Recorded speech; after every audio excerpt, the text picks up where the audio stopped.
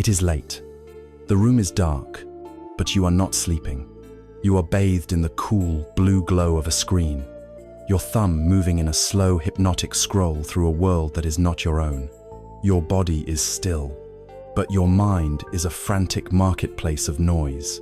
A list of tomorrow's tasks unspools like a frantic ticker tape. A conversation from yesterday plays on a loop, each word analyzed, regretted, rewritten. A wave of anxiety about a bill, a relationship, a deadline, crests and crashes, leaving a familiar residue of dread. The silence in the room is heavy, but the silence in your head is deafening. This is the great paradox of our time. This noisy, restless silence. We have built a world of unprecedented connection, yet we feel profoundly alone. We are running on a treadmill of endless self-improvement, professional striving, and material accumulation, only to find we are stuck in the same place, breathless and exhausted. We collect friends and followers by the thousand, yet feel unseen. We fill our homes with possessions, yet feel an inner emptiness that no purchase can satisfy. This is not a personal failure. It is not a sign that you are broken. It is the shared condition of a modern world that never stops demanding, a world that has taught us to look for peace everywhere, except for the one place it has always been, within ourselves. We are caught in a storm, a relentless hurricane of our own thoughts, fears, and desires. But what if the way out is not to brace against the storm, or to try and outrun it? What if the answer is not to add more, to do more, to become more? What if the path to tranquility lies in the radical, courageous act of simply stopping?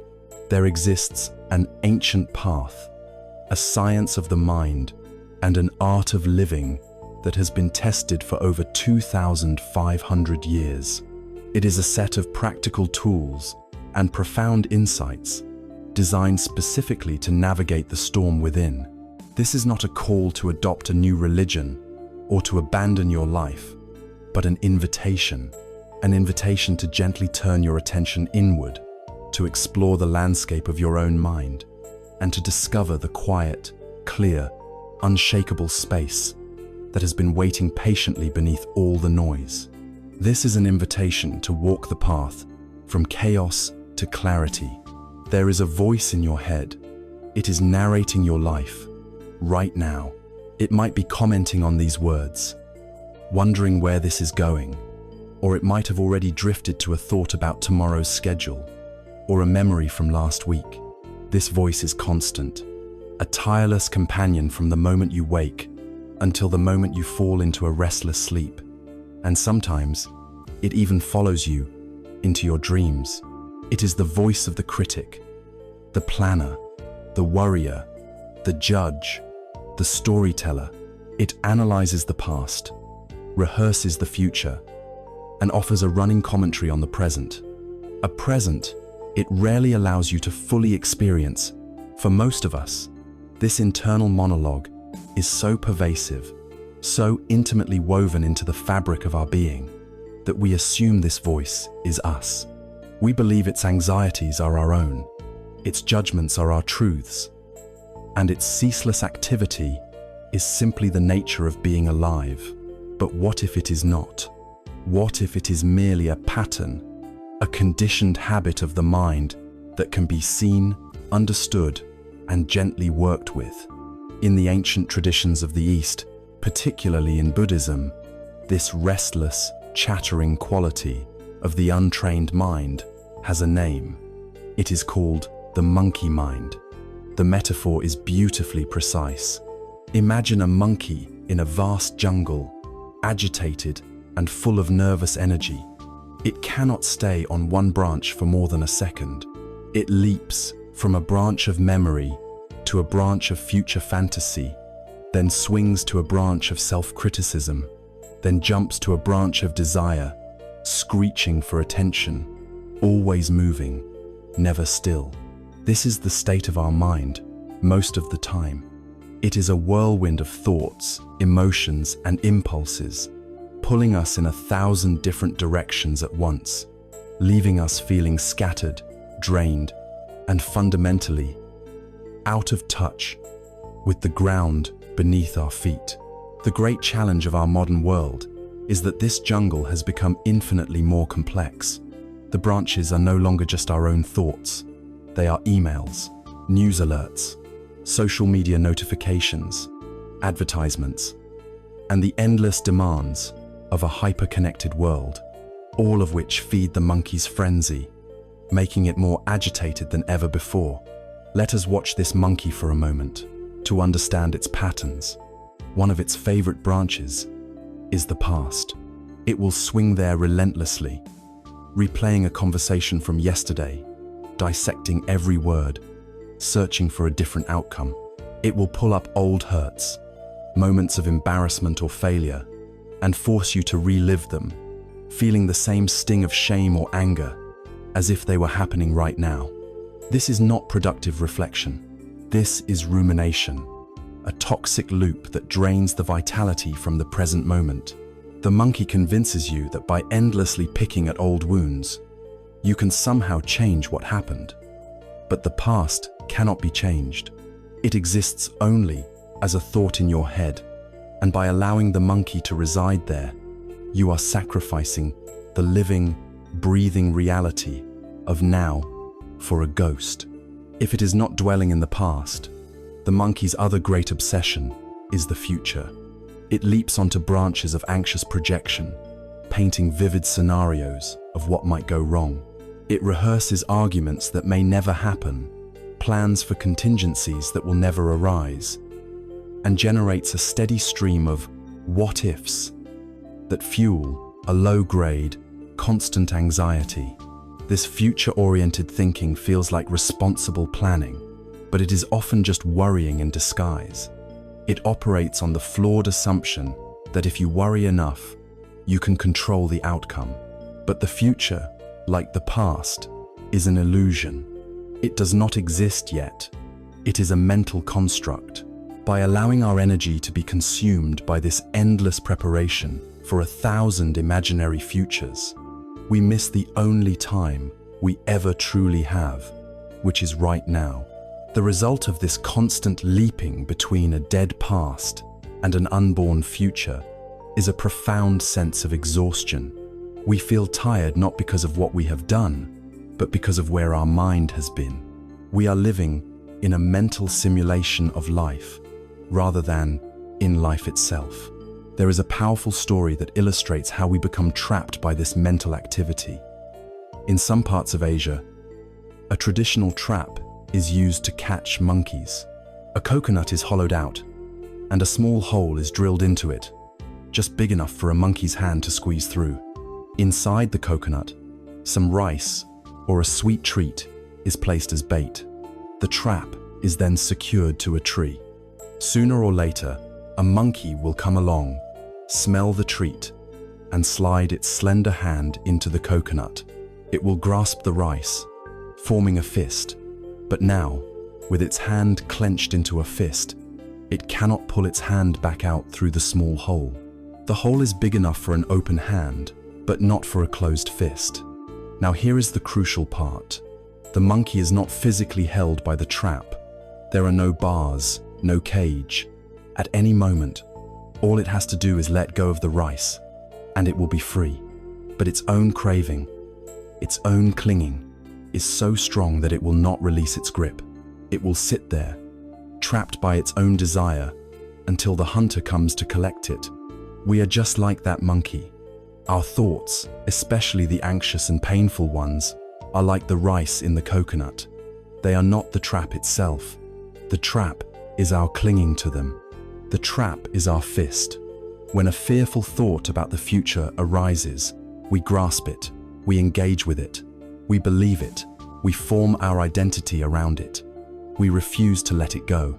We think that by holding on, by thinking it through for the 1,000th time, we can solve it. But all we are doing is keeping our hands stuck in the trap. Freedom is not found by figuring out the thought. Freedom is found in the simple, radical act of unclenching the fist. Freedom is in letting the thought go. This brings us to a common misunderstanding.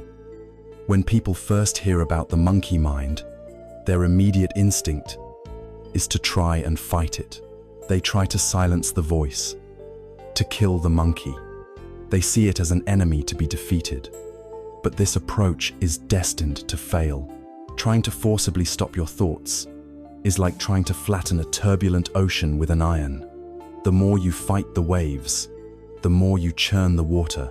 The more you fight the monkey, the more agitated and loud it becomes. A battle against your own mind is a war you can never win, because the warrior and the enemy are one and the same. The path of wisdom does not lie in aggression, but in awareness. The goal is not to kill the monkey, but to befriend it. The goal is not to silence the mind, but to understand its nature. And so, the very first step on this entire journey is the gentlest one imaginable. It is the simple act of recognition. It is learning to notice the monkey without judgment. When you find your mind racing, when you hear that internal narrator spinning tales of doom or regret, you simply make a soft mental note. Ah, there is the monkey mind. Or, this is thinking. That's it. No criticism, no frustration, no command to stop. Just a calm, quiet acknowledgement. In that moment of noticing, something extraordinary happens. A space is created. For a split second, you are no longer the thought. You are the one who is aware of the thought. You are not the monkey. You are the calm, spacious awareness that is watching the monkey leap from branch to branch. This space may only last for a moment before the monkey captures your attention again, and that is perfectly fine. The practice is not about achieving a permanent state of thoughtless bliss. The practice is in the gentle, repeated act of noticing, of coming back, of recognizing the chatter for what it is. You have spent a lifetime identifying with the voice in your head. The journey to peace begins with the simple recognition that you are not the voice, but the one who hears it. By simply beginning to notice this inner world, you have already taken the first, most courageous step from the chaos of the jungle to the clarity of the open sky. We have met the monkey mind, that restless, chattering voice that leaps from the past to the future, rarely pausing in the here and now. We have seen how it traps us, not by force, but by our own clinging to its endless stream of thoughts. It is a wild and powerful energy, and to stand against it directly is to invite exhaustion and defeat. So the question that naturally arises is a practical one. In the midst of this internal chaos, where do we begin? When the winds of anxiety are howling and the rains of regret are falling, where do we find shelter? If we cannot fight the storm, how do we anchor ourselves within it? The answer is profoundly simple, so simple that it is overlooked 1,000 times a day. The anchor is your breath. Your breath is the most intimate and faithful companion you will ever have. It was there for your first moment of life, and it will be there for your last. It is always with you, a quiet, rhythmic pulse of existence that continues whether you pay attention to it or not. But its true power is revealed when you do pay attention, for the breath has a unique quality. It can only exist in the present moment. You cannot breathe in the past. You cannot breathe in the future. To feel your breath is to be rooted, undeniably, in the here and now. It is the bridge that connects your mind to your body, the conscious to the unconscious. It requires no special belief, no complex philosophy, no expensive equipment. It is the most democratic and accessible tool for peace that exists, a universal gift waiting to be unwrapped. Let us explore this anchor together, not as a complicated exercise, but as a simple act of discovery. You can do this right now, as you are listening. There is no need to change your posture unless you are uncomfortable. You can be sitting in a chair, lying in your bed, or even standing in a line. Simply allow your eyes to gently close. Or if that feels strange, just lower your gaze to a soft focus on the floor in front of you. Now, without changing anything at all, just bring your attention to the simple fact that you are breathing. Your only task is to feel the physical sensations of the breath as it moves through your body. Where do you feel it most clearly? Perhaps it is the cool sensation of the air entering your nostrils. Perhaps it is the subtle tickle at the back of your throat. Maybe you notice the gentle expansion and contraction of your chest, or the soft rise and fall of your abdomen. There is no right or wrong answer. Simply choose one spot and rest your attention there. As lightly as a butterfly resting on a flower, notice the beginning of an in-breath. Feel it fill you, and then notice the moment it turns into an out-breath. Feel the release, the letting go. It is vital to understand that you are not being asked to control the breath. This is not a breathing exercise in the typical sense. You are not trying to make it deeper, or slower, or more spiritual. You are simply the observer, the curious witness to a natural process. The breath will breathe itself. Your only job is to feel it doing so. If the breath is shallow, let it be shallow. If it is deep, let it be deep. By dropping the need to control, you are already taking a radical step away from the habit of the monkey mind, which always wants to manage, fix, and interfere. Here, you are just allowing things to be exactly as they are.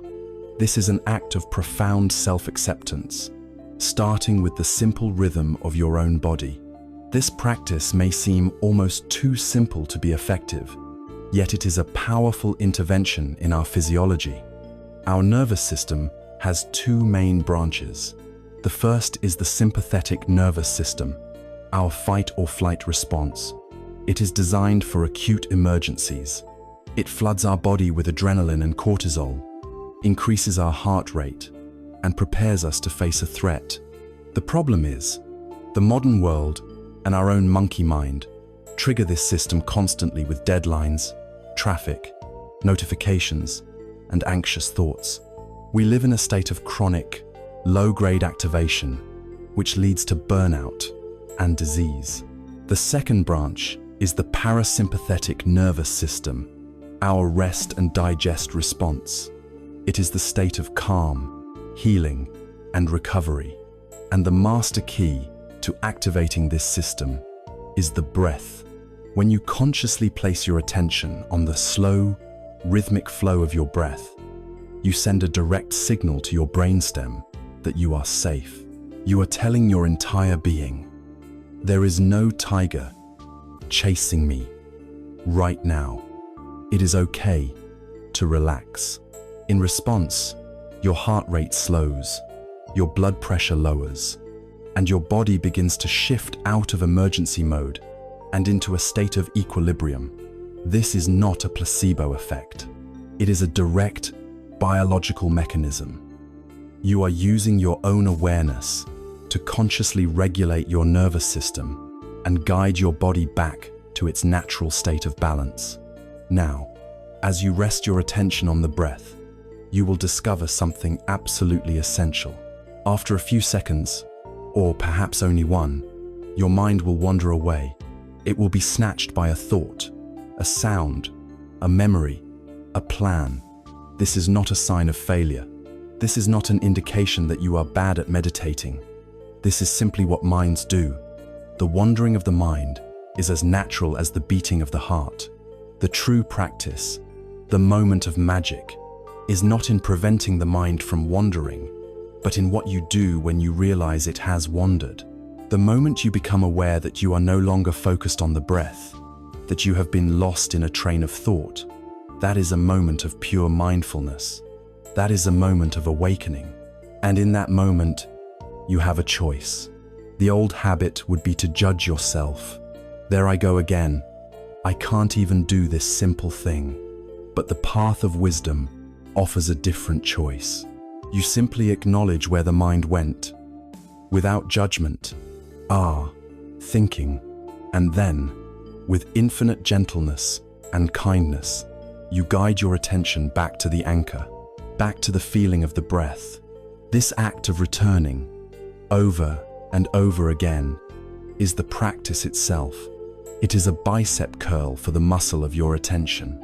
Every time you wander, and every time you gently return, you are rewiring your brain.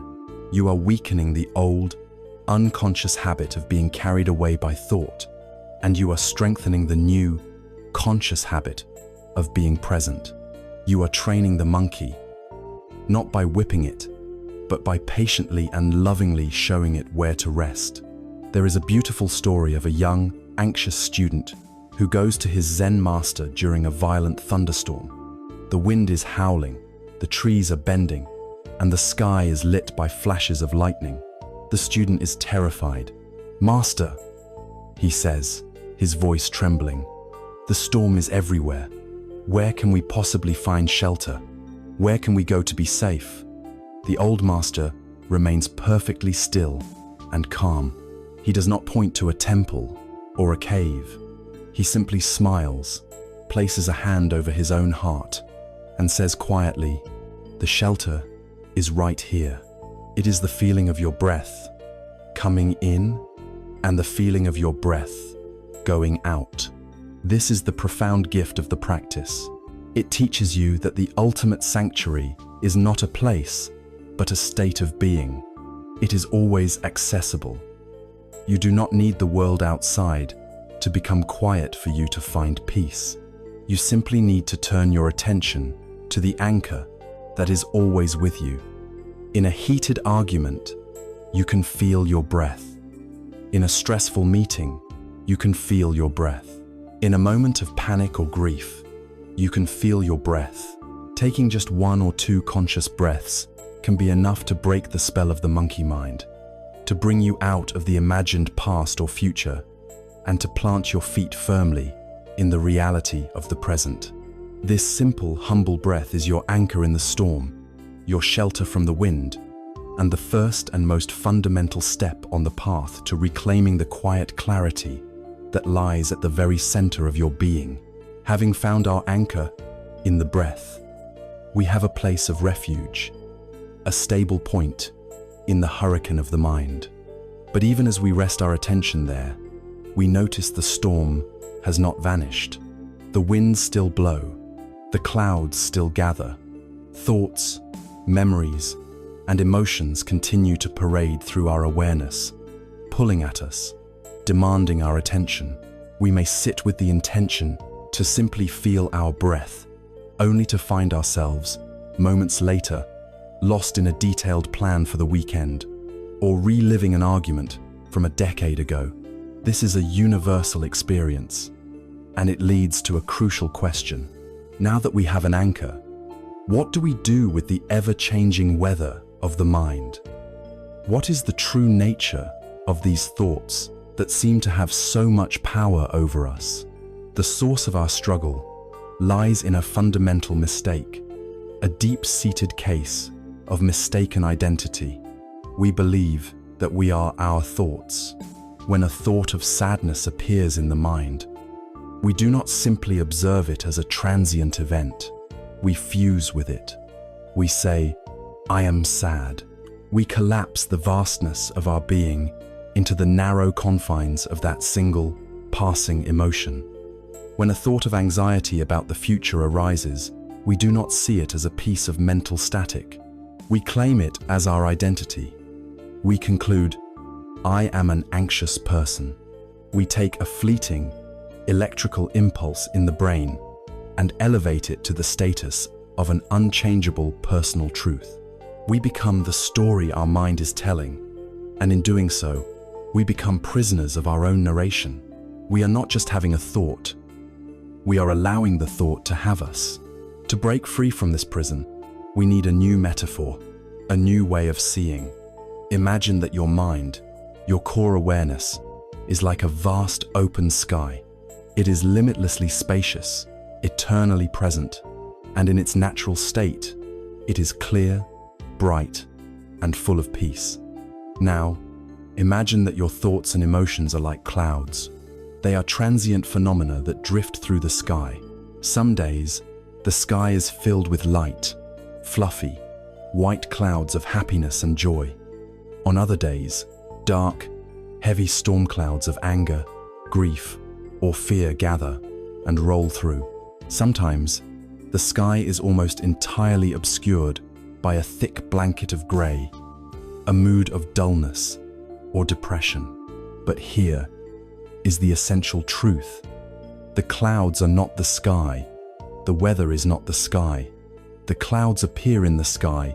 They pass through the sky, but they can never harm or stain the sky. A storm may rage with thunder and lightning, but it cannot bruise the sky. The sky's fundamental nature remains untouched, ever present, and clear. After the darkest storm has passed, the sky is still there, just as vast and peaceful as it was before. We have been taught to identify with the clouds. We spend our lives chasing the pleasant white clouds and running from the dark storm clouds, forgetting that our true nature is not the fleeting weather, but the sky itself. The invitation of this practice is to shift your identity. It is to stop being the cloud and to start remembering that you are the sky. This might sound like a beautiful, poetic idea, but how do we make it a living reality? We begin with a simple, yet profoundly transformative technique. It is the practice of noting, or labeling. When you are anchored to your breath, and you notice that your attention has been carried away by a thought, instead of getting entangled in the story, you gently and silently apply a soft label to it. If you are lost in a cascade of worries about a work project, you can just note worrying or planning. If a memory of a past hurt arises, you can label it remembering. If the inner critic starts its familiar monologue, you can note judging. The tone of this label is everything. It is not a sharp, dismissive command. It is a soft, curious, almost scientific observation. Ah, this is what worrying feels like. This is the energy of planning. The act of labeling does something remarkable. It instantly creates a space between you, the observer, and the thought which is being observed. It changes your relationship to the thought. You are no longer lost in the drama. You are watching it unfold on a screen. You are no longer the actor caught up in the scene. You are the audience member, aware that you are watching a film. This small gap is the beginning of liberation. It is the hairline crack in the prison wall of identification. We must also understand that thoughts are not facts. We live as if they are. The thought, "I am not good enough," lands in our consciousness with the authority of a divine proclamation. We treat it as an objective report on reality. But what is a thought? It is a fleeting combination of words, images, and bodily sensations. It is a flicker of energy in the neural pathways of the brain. It has no more inherent substance than a dream or a sound. It is a suggestion, an opinion offered up by the mind, but we have the power to decide whether or to believe it. Think of your mind as a radio that is always on. It plays all kinds of music. Sometimes it plays beautiful symphonies of joy and love. Sometimes it plays sad country songs of loss and regret. Sometimes it plays loud, aggressive heavy metal of anger and rage. And a lot of the time, it just plays static, random, nonsensical noise. We have been conditioned to believe that we must listen to and analyze every single broadcast. But you would never organize your life around a random song that came on the radio. you would not assume a sad song means your whole life is tragic. You would simply notice it. Ah, a sad song is playing, and let it play out. We can learn to relate to our thoughts in exactly the same way. We can let them arise, notice their flavor, and let them pass, without having to believe they are the ultimate truth about who we are or what our life is. There is a classic Zen story that perfectly illustrates this entire principle. Two monks, one old and one young, were on a long pilgrimage. They followed a vow of celibacy that strictly forbade them from touching a woman. After walking for many hours, they came to a river that was swollen with muddy water from recent rains. On the riverbank stood a beautiful young woman in a fine silk kimono, afraid to cross for fear of ruining her clothes and being swept away. Without hesitation, the old monk walked over to her, bent down, and gestured for her to climb on his back. He then waded effortlessly through the churning water, set her down gently on the other side, and continued his journey. The young monk was speechless. He was horrified. He followed his master, but his mind was a raging storm. How could his teacher, a man he revered, so flagrantly break their most sacred vows? He walked in seething silence for the rest of the day. The internal commentary was relentless, a cycle of judgment, confusion, and anger. As evening approached, he could no longer contain his turmoil. He burst out, "Master, how could you do that? You know our vows. You broke our precepts by touching and carrying that woman." The old monk stopped, looked at his young companion with eyes full of compassion, and said very quietly, "I left that woman by the riverbank this morning. Why are you still carrying her?" This story is a mirror for our own minds. The actual event carrying the woman was a passing cloud. It happened, and it was over. The old monk, being present, let it go as soon as it was done. He did not cling to it. The young monk, however, did not carry the woman. He carried the thought of the woman. He carried the judgment, the anger, the story about the event. He was not being tormented by reality. He was being tormented by his own mind. He was the one creating the suffering by refusing to let the cloud pass. We do this every day. We carry old grievances, past mistakes, and future anxieties with us, like heavy stones, long after the events themselves are gone. The freedom comes when we realize we can simply put them down. The invitation, then, is to practice being the sky. When you sit and a thought of anger arises, see it as a dark thundercloud. Do not fight it. Do not believe it is you. Just watch it, label it, anger, feel its energy, notice its texture, and observe as it eventually changes and drifts away. When a thought of joy comes, see it as a bright, sunlit cloud. Enjoy its beauty, but do not cling to it, for it too will pass. By ceasing to identify with the weather, you begin to rest in the vast, open, and unchanging nature of the sky of awareness itself.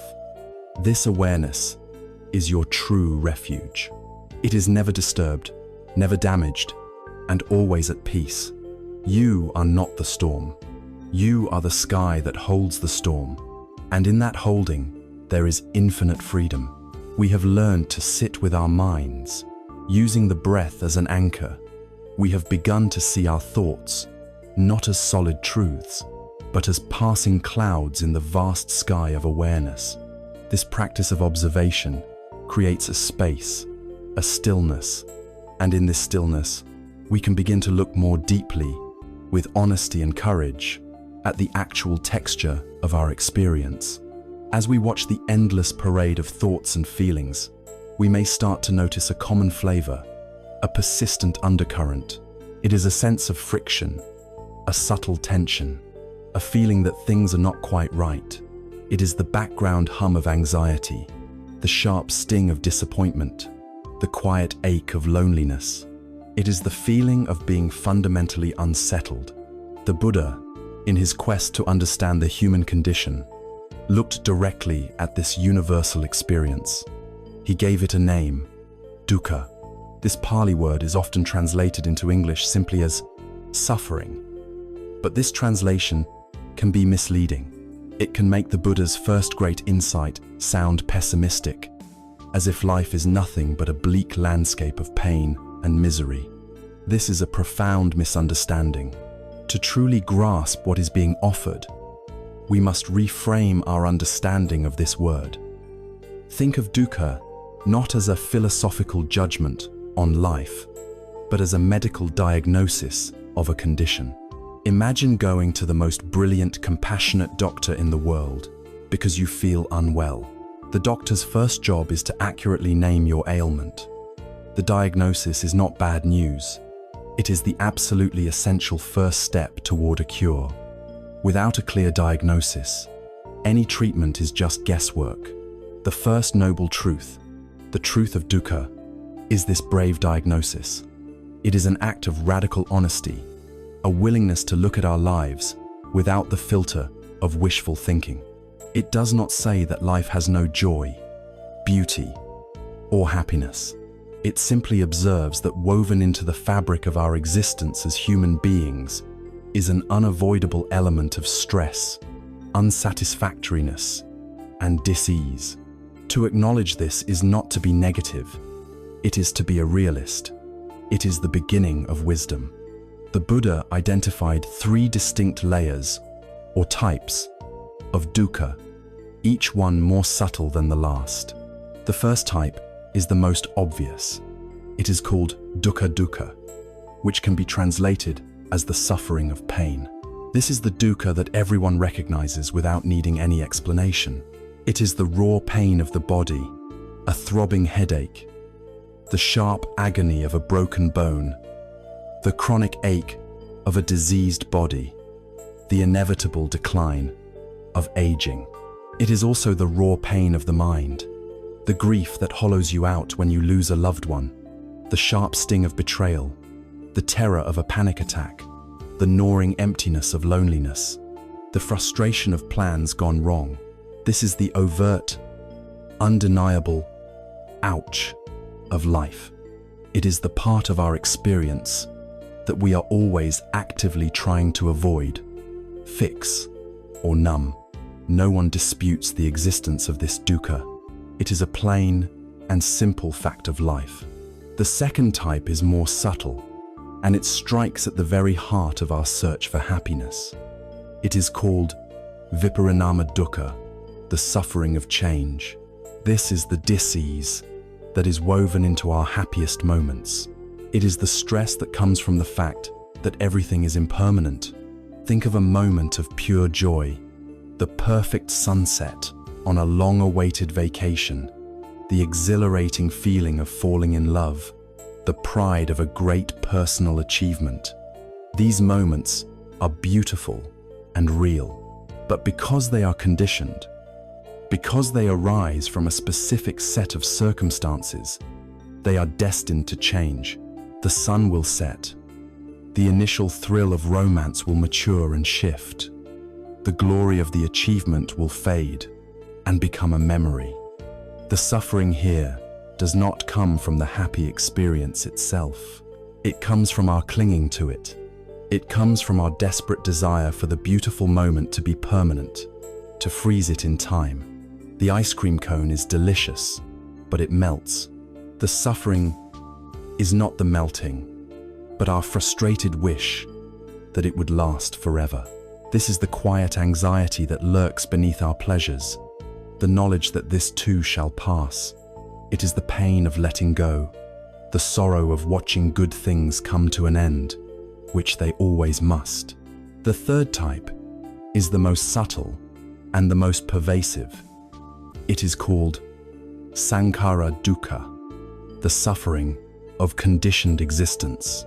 This is the baseline, background hum of unsatisfactoriness that permeates all of life.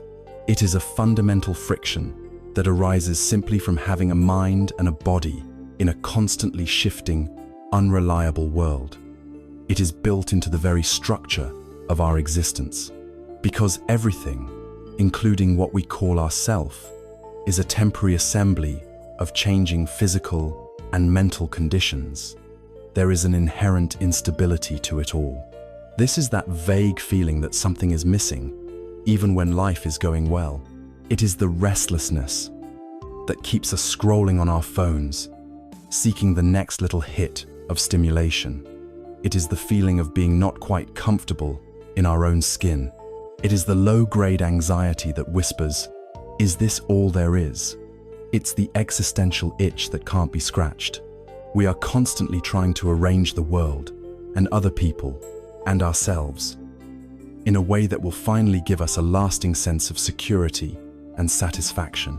But because the world and ourselves are fundamentally uncontrollable and impermanent, this project is doomed to fail, and the effort itself creates a constant, subtle strain.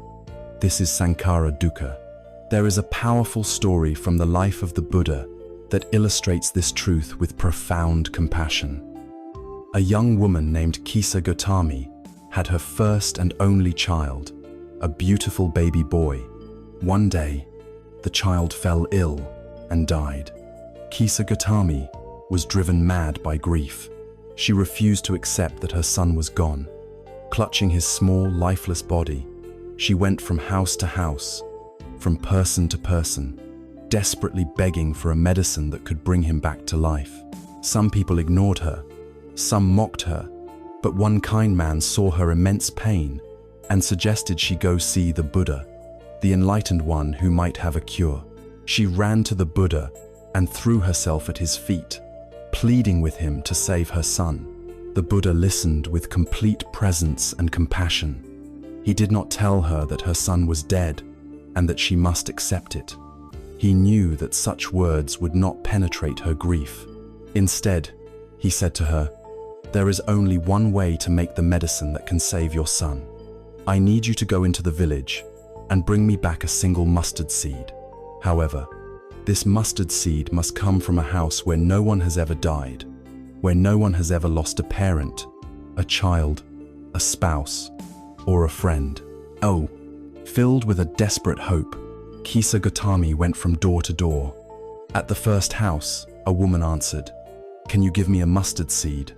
Kisa Gotami asked. "Of course," the woman replied, "but before I take it," Kisa Gotami said, "I must ask, has anyone in this house ever died?" The woman's face fell. "Oh, my dear," she said sadly, "the living are few, but the dead are many. We lost our father just last year." Kisa Gotami went to the next house, and the next, and the next. The story was the same everywhere. One family had lost a daughter, another had lost a husband, another had lost a beloved grandparent. Every single house she visited had been touched by death. As the day wore on, a profound transformation began to happen within her. She realized that her devastating pain, which had felt so singular and so personal, was in fact a universal experience.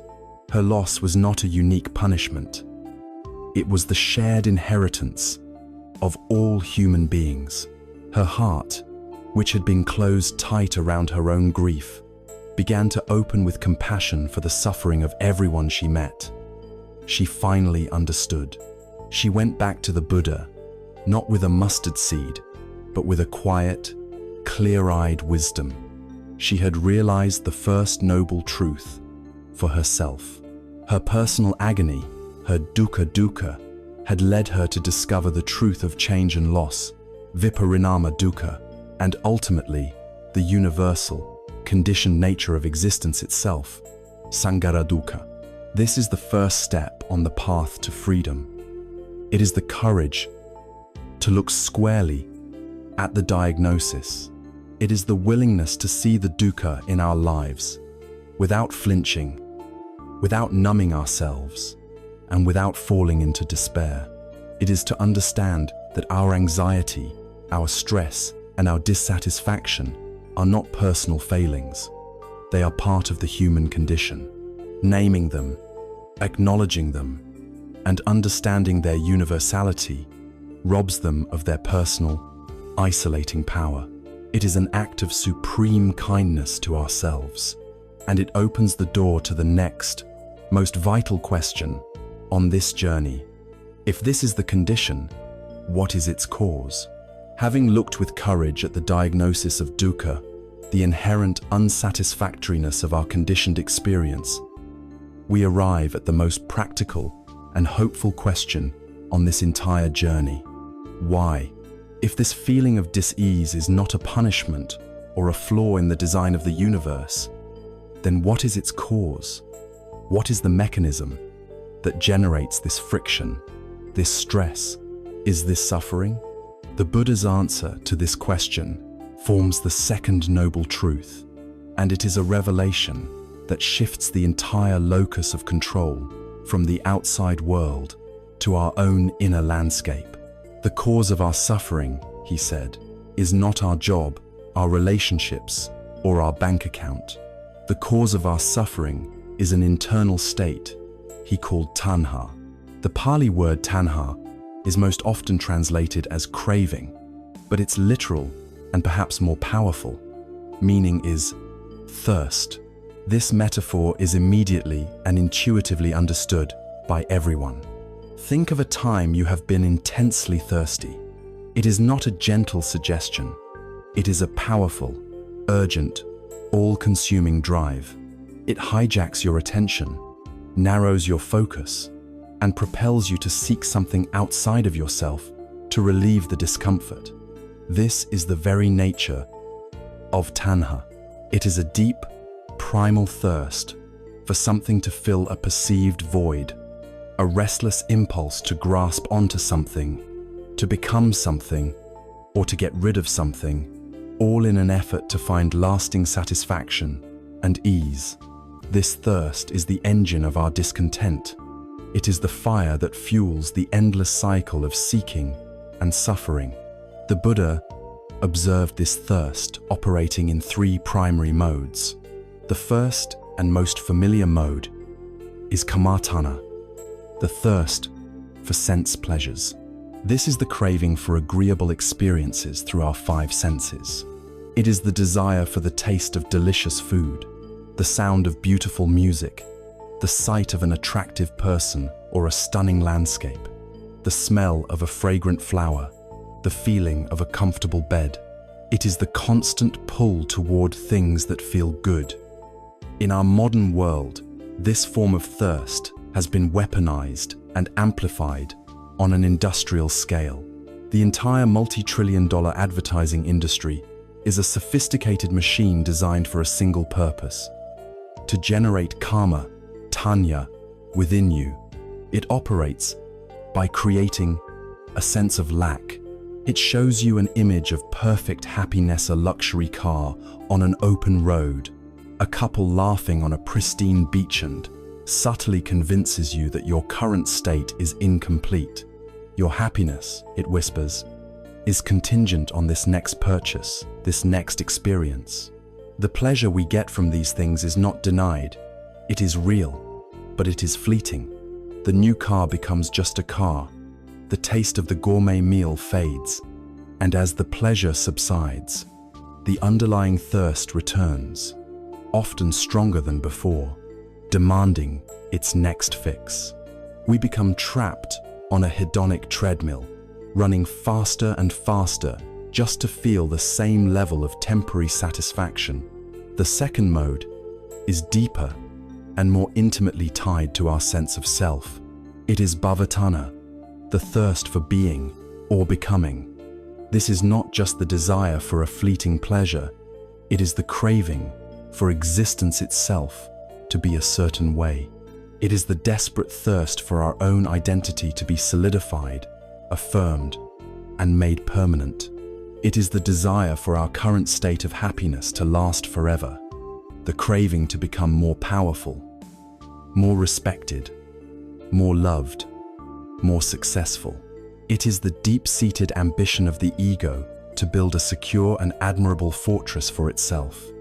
There is no greater engine for bhavatana in the modern world than social media. We scroll through meticulously curated highlight reels of other people's lives, and a deep, painful thirst arises. The thirst to be like them, to have that body, that relationship, that lifestyle.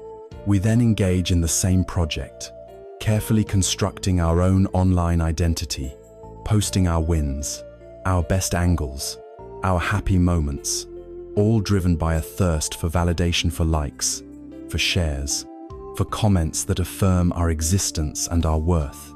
This craving to become something more, to achieve a state of permanent arrival, is a primary source of modern anxiety.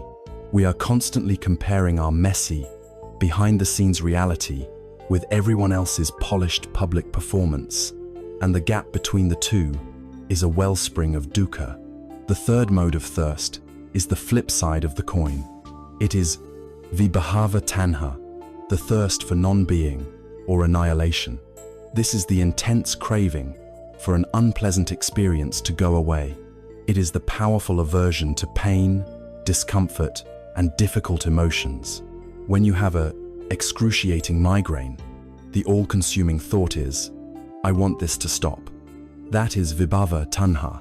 When you feel a wave of intense shame or anger, the instinct is to push it away, to numb it, to distract yourself from it, to annihilate the feeling.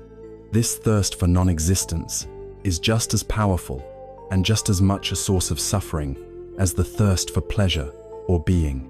It is a violent refusal to accept the reality of the present moment when it is unpleasant.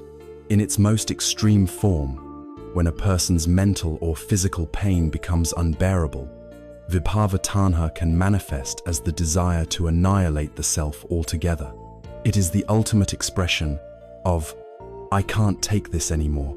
Grasping toward pleasure and pushing away pain seem like opposites, but they are two heads of the same dragon. Both are a desperate struggle against the nature of reality, a refusal to accept the full spectrum of life as it is. To understand how this cycle of thirst perpetuates itself, the Buddha offered a powerful metaphor.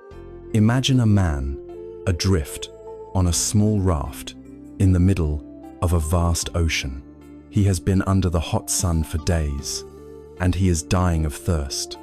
His throat is parched. His mind is delirious. All around him, stretching to the horizon, is water. In a moment of overwhelming desperation, he decides he must drink. He scoops up the ocean water with his hands and drinks it greedily. For a single, fleeting second, the cool liquid soothes his burning throat. But this relief is a cruel illusion.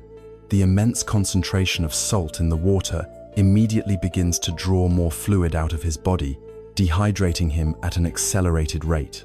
His initial thirst, which was already agonizing, now transforms into a raging, unbearable fire. The very act of trying to quench his thirst has made it infinitely worse. The thing he believed would save him is now ensuring his demise. This is a perfect analogy for tanha. When we feel the discomfort of our inner emptiness or restlessness, we grasp for something external to fix it: a new purchase, a flattering compliment, a drink, a distraction. Like the salt water, this provides a moment of fleeting relief, but it does not quench the underlying thirst. In fact, it deepens it. It reinforces the mistaken belief that our well-being is dependent on something outside of ourselves. And so, when the novelty wears off and the initial pleasure fades, the sense of lack returns, stronger and more demanding than before, and we are driven to seek again. We are trapped in a feedback loop of craving, temporary satisfaction, and intensified craving. We are dying of thirst while drinking salt water. It is crucial here to make a distinction. The Buddha was not a Puritan. He was not saying that pleasant things, or relationships, or success are inherently bad. The problem is not the object of our desire. The problem is the quality of our clinging to that object. The problem is the thirst. There is a world of difference between enjoying a beautiful sunset and frantically trying to hold on to it, despairing as it fades. There is a difference between loving another person and making your entire sense of identity and happiness dependent on their approval. The salt water is not the problem. The drinking of it is the problem. The poison is not in the world, but in the grasping, clinging, fist-like quality of our own minds. The second noble truth, therefore, is an empowering revelation. It tells us that the root of our discontent is not buried in the complex and uncontrollable events of the world. It is located in the observable, understandable mechanism of craving within our own hearts and minds. The invitation is not to feel shame or guilt for having this thirst. It is a deeply conditioned human habit. The invitation is to begin to recognize it, to become a scientist of your own inner world. When the urge to buy something you don't need arises, notice it. This is kama tanha. When you feel a pang of jealousy looking at someone's social media, see it clearly. This is bhava tanha. When you feel a desperate urge to escape a difficult emotion, acknowledge it. This is vibhava tanha. By simply naming it, by seeing it clearly without judgment, you begin to loosen its unconscious grip on you. You are no longer a puppet pulled by its invisible strings. You are the awareness that sees the strings. This clear seeing is the beginning of wisdom, and it opens the door for the third and most hopeful of the four noble truths, the profound discovery that this thirst, this root of all our suffering, can be brought to an end. We have walked a path of unflinching honesty. We have looked directly at the diagnosis of our condition, the pervasive dis-ease the Buddha called dukkha. We have identified its root cause, not as some external flaw in the world, but as the internal, restless thirst he called tanha. To stop here would be to leave us in a state of despair, aware of our sickness and its cause, but with no hope for a cure. It would be like a doctor who gives a terminal diagnosis and then walks out of the room. But this is not where the journey ends. In fact, it is where the path truly begins. For the Buddha's next statement is perhaps the most radical and liberating message ever offered to humanity. This is the third noble truth, the truth of nirodha.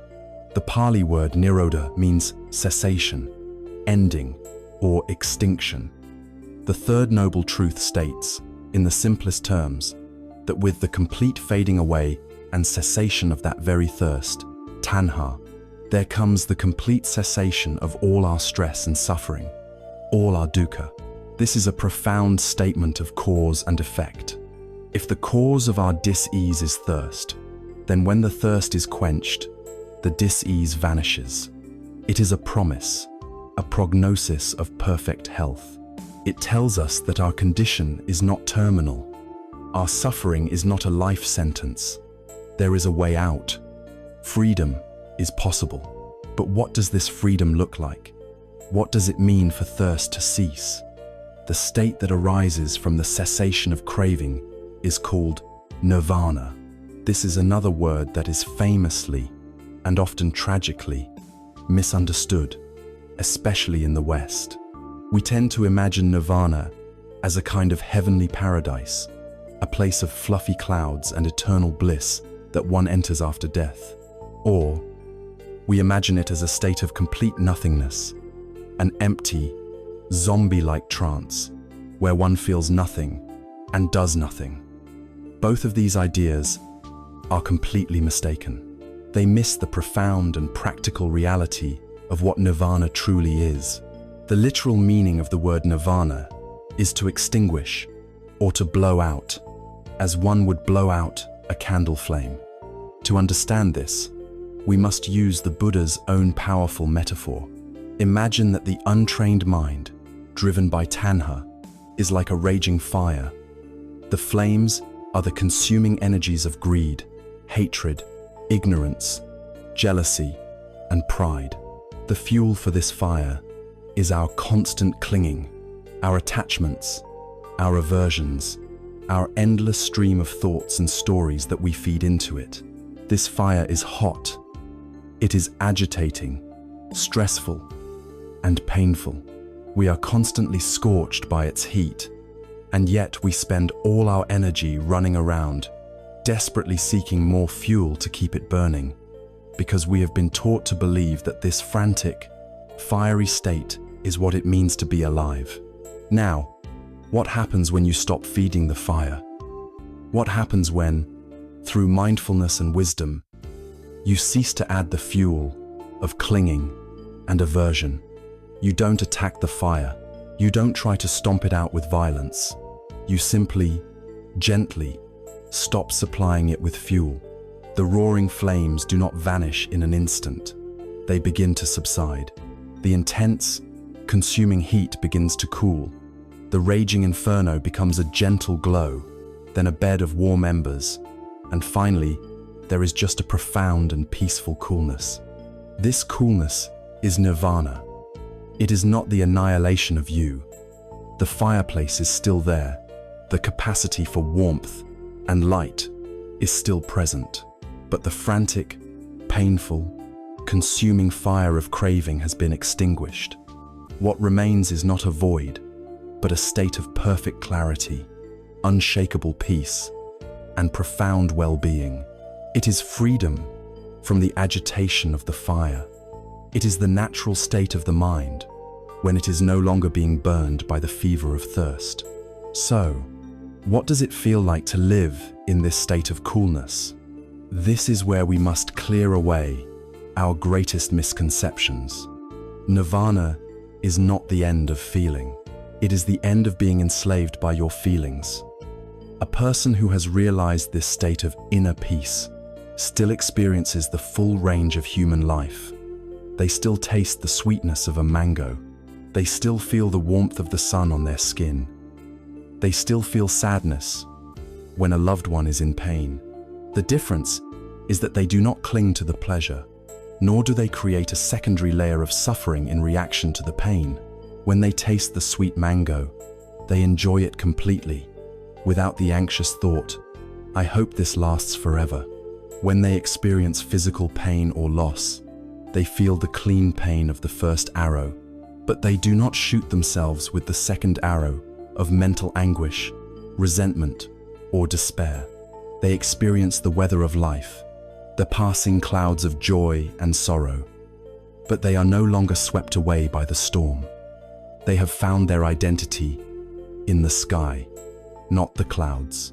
They have become the mountain, steady and unmoved, allowing the winds to blow around them without being shaken to their core. Furthermore, nirvana is not a retreat from the world. It is the foundation for the most compassionate and effective engagement with the world. When the mind is no longer obsessed with the egocentric projects of "what's in it for me" and "how can I feel good right now?" a tremendous amount of energy is liberated.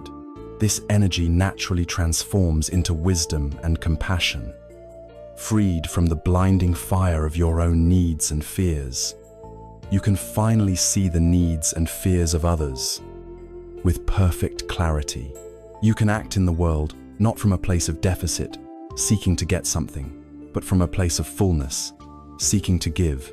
The greatest humanitarians and wisest teachers are not those driven by a need for recognition, but those who act from this cool, clear center of peace. And perhaps the most hopeful truth of all is that this state is not reserved for a distant future or a life after this one. Nirvana can be tasted and experienced right here and now. Every single time you notice the arising of a craving and consciously choose not to act on it, you are stepping out of the fire. Every moment you rest in simple, non-judgmental awareness of the present. Without adding fuel to the stories in your head, you are experiencing the coolness, Every time the monkey of your mind finally unclenches its fist and lets go of the rice, in that moment of release, there is a taste of nirvana. It is the peace that is already here, the silence that is always present beneath the noise. It is not something you have to create or achieve. It is something you uncover by simply ceasing to obscure it with the smoke and flames of your own thirst. The path to this freedom is not one of harsh self-denial or pushing the world away. It is a path of letting go. It is the simple, yet profound, act of releasing the tight grip of attachment. You do not need to renounce your home. You need to release your clinging to it. You do not need to end your relationships. You need to end your neurotic dependency on them for your sense of self-worth. It is an internal release, not an external rejection. It is the gradual and gentle unclenching of the fist. Think of yourself as standing on a shore that is constantly beset by floods, fires, and earthquakes. This is the shore of samsara, the endless cycle of suffering driven by craving.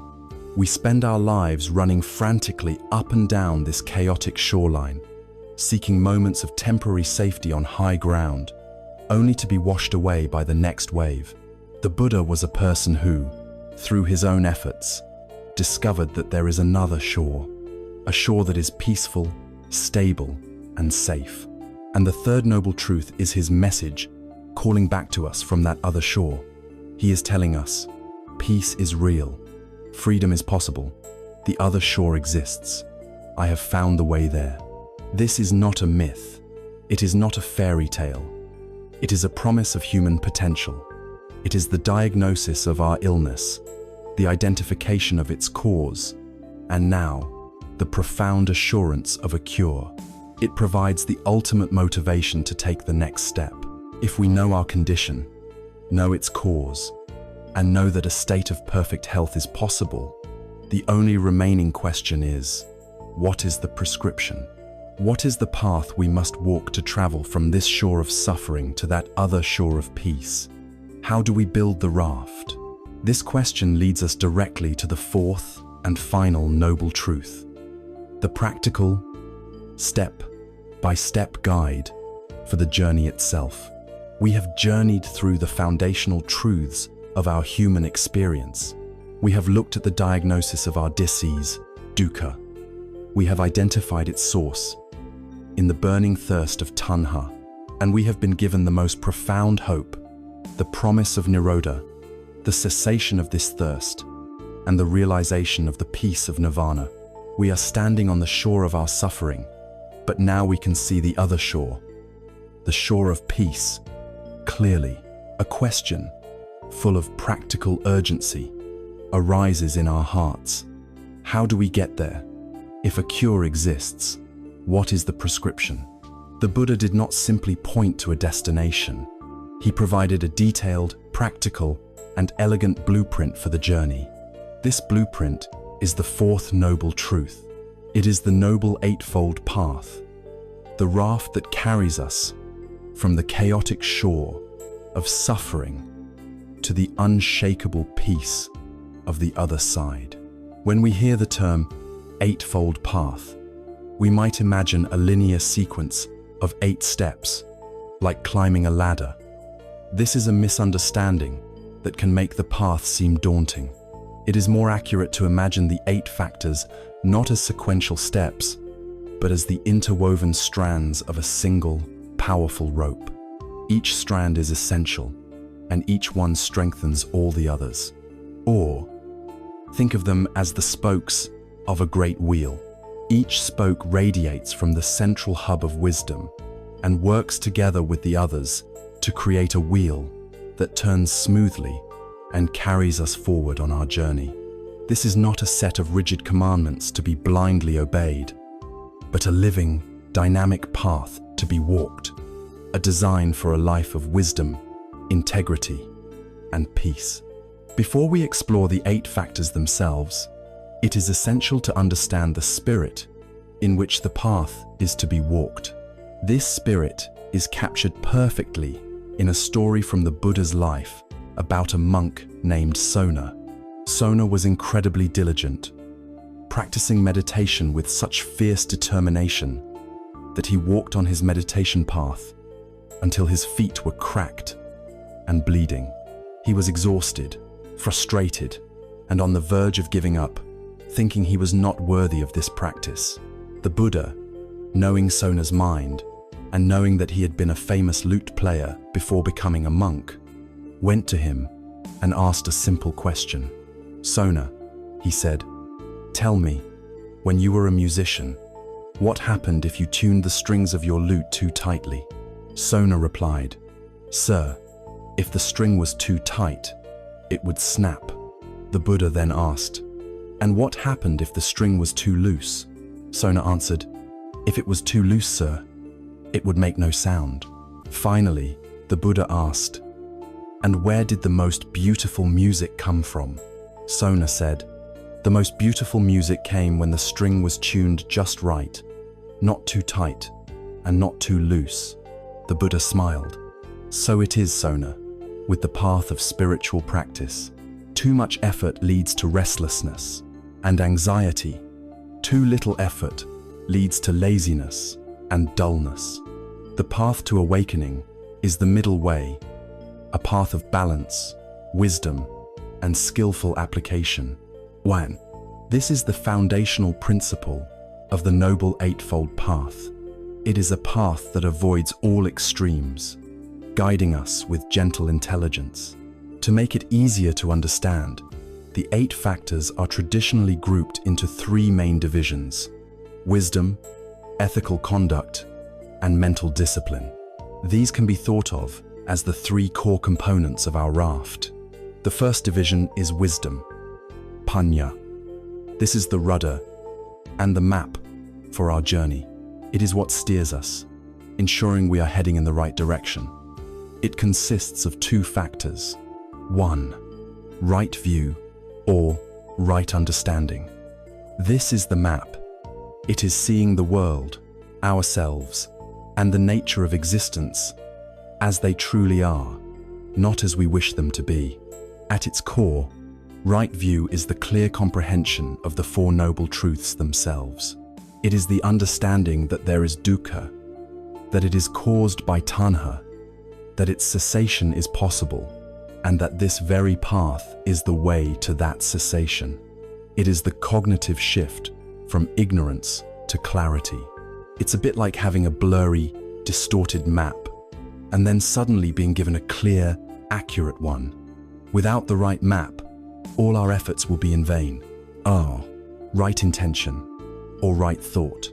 If right view is the map, right intention is the hand on the rudder, consciously steering our minds and hearts. It means purifying our inner world, aligning our motivations with the path of liberation. The Buddha specified 3 kinds of right intention. The intention of renunciation, which means the intention to let go of clinging and attachment. The intention of goodwill, a commitment to respond to the world with kindness and friendliness, rather than anger or ill will. And the intention of harmlessness, the resolution to act with compassion and to cause no harm to any living being. Our intentions are the seeds of our actions and words. Planting the right seeds is the beginning of a beautiful harvest. The second division is ethical conduct, sila. This is the hull of our raft, the physical structure that provides integrity and stability.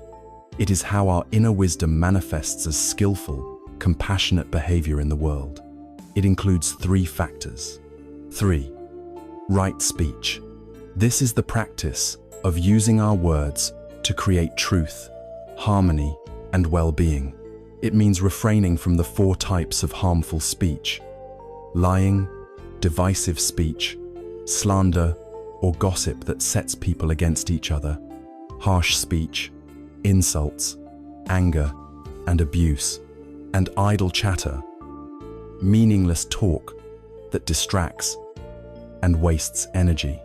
Instead, we cultivate their opposites, speaking truthfully, speaking in a way that unites people, speaking with kindness and gentleness, and speaking with purpose when the time is right.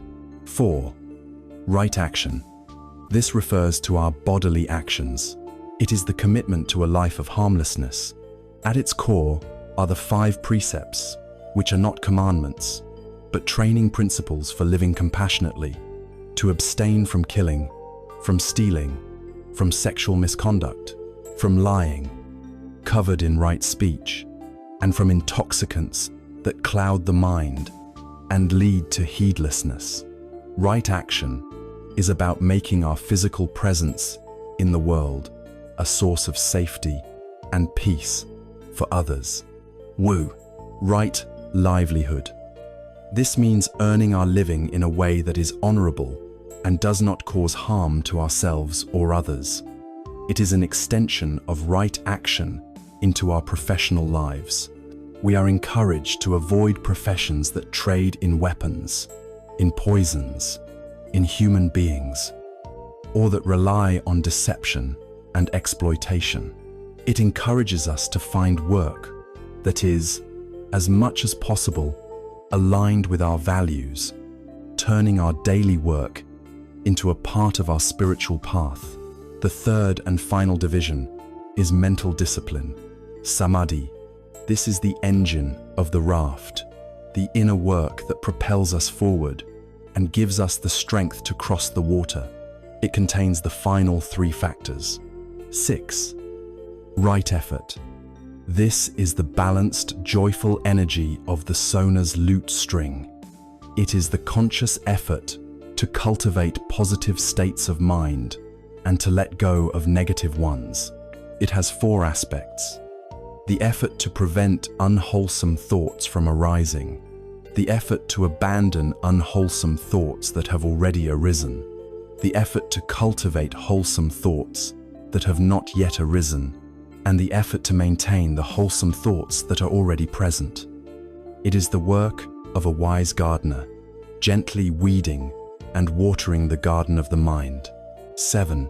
Right mindfulness. This is the heart of the entire path. It is the quality of moment-to-moment, non-judgmental awareness. Right mindfulness is the sailor who is always awake at the helm of the raft, watching the weather, checking the map, feeling the current. It is the practice of paying bare attention to our body, our feelings, our mind states, and the nature of reality itself from one moment to the next.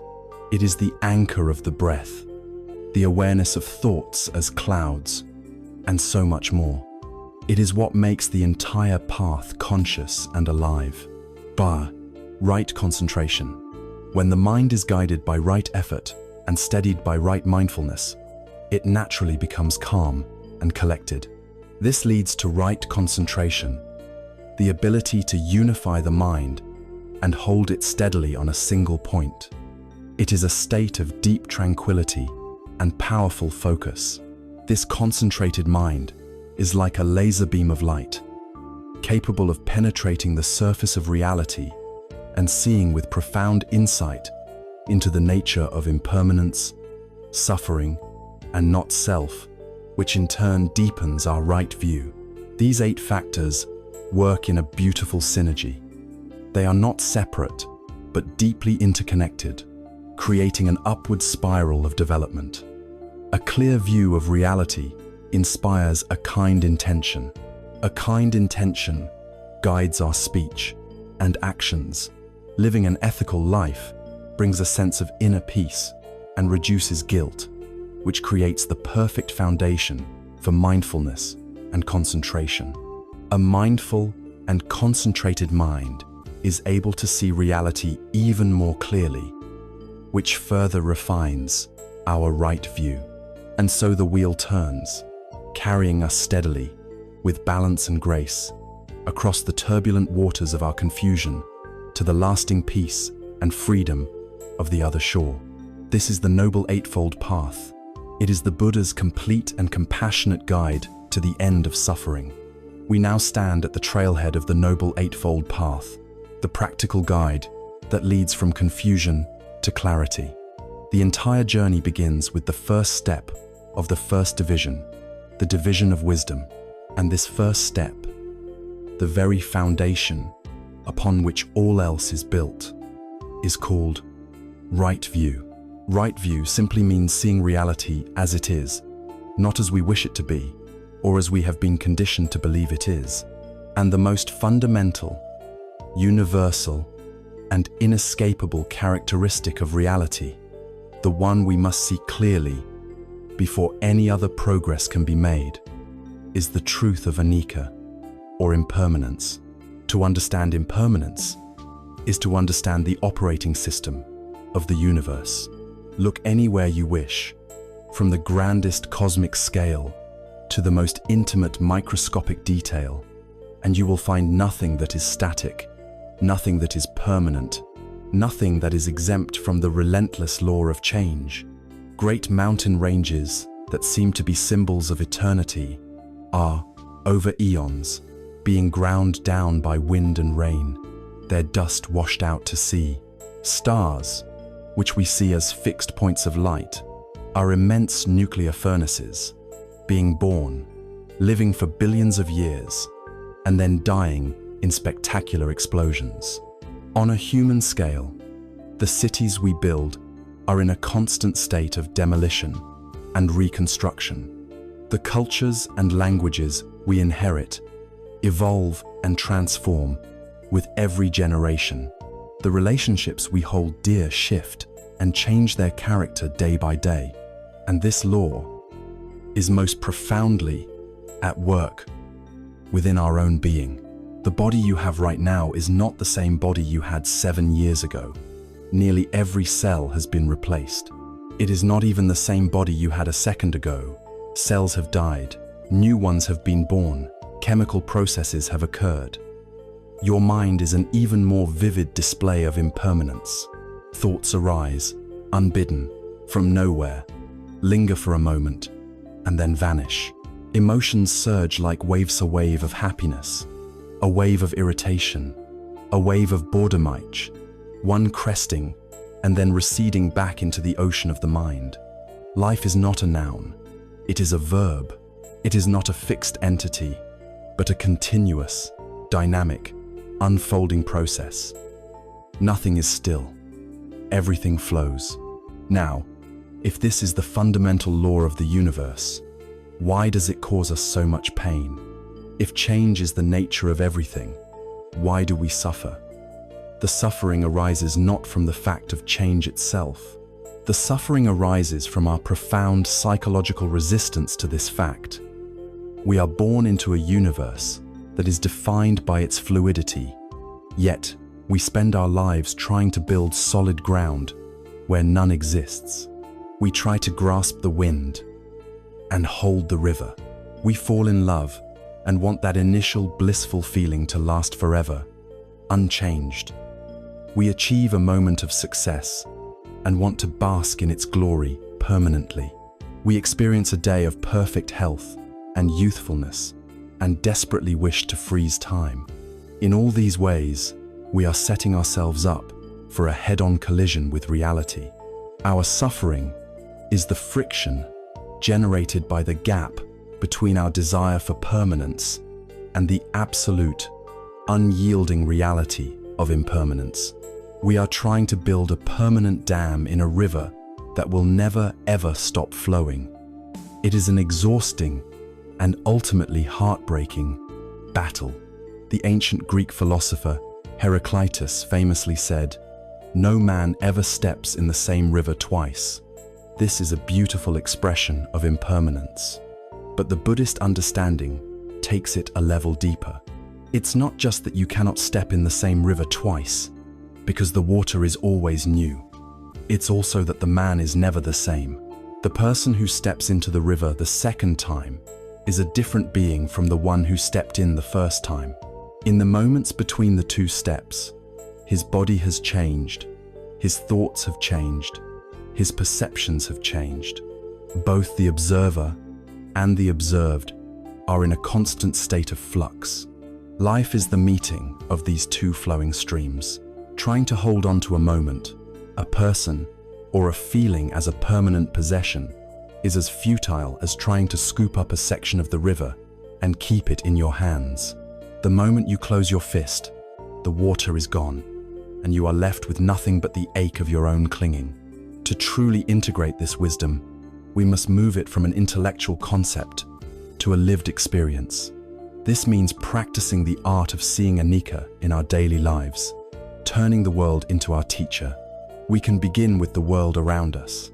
Watch the sky for a few minutes. Notice how the clouds are in a perpetual state of forming, shifting, and dissolving. No two moments are the same. Look at a plant or a flower in your home. Observe its life cycle from bud to full bloom, to the moment it begins to wilt and decay.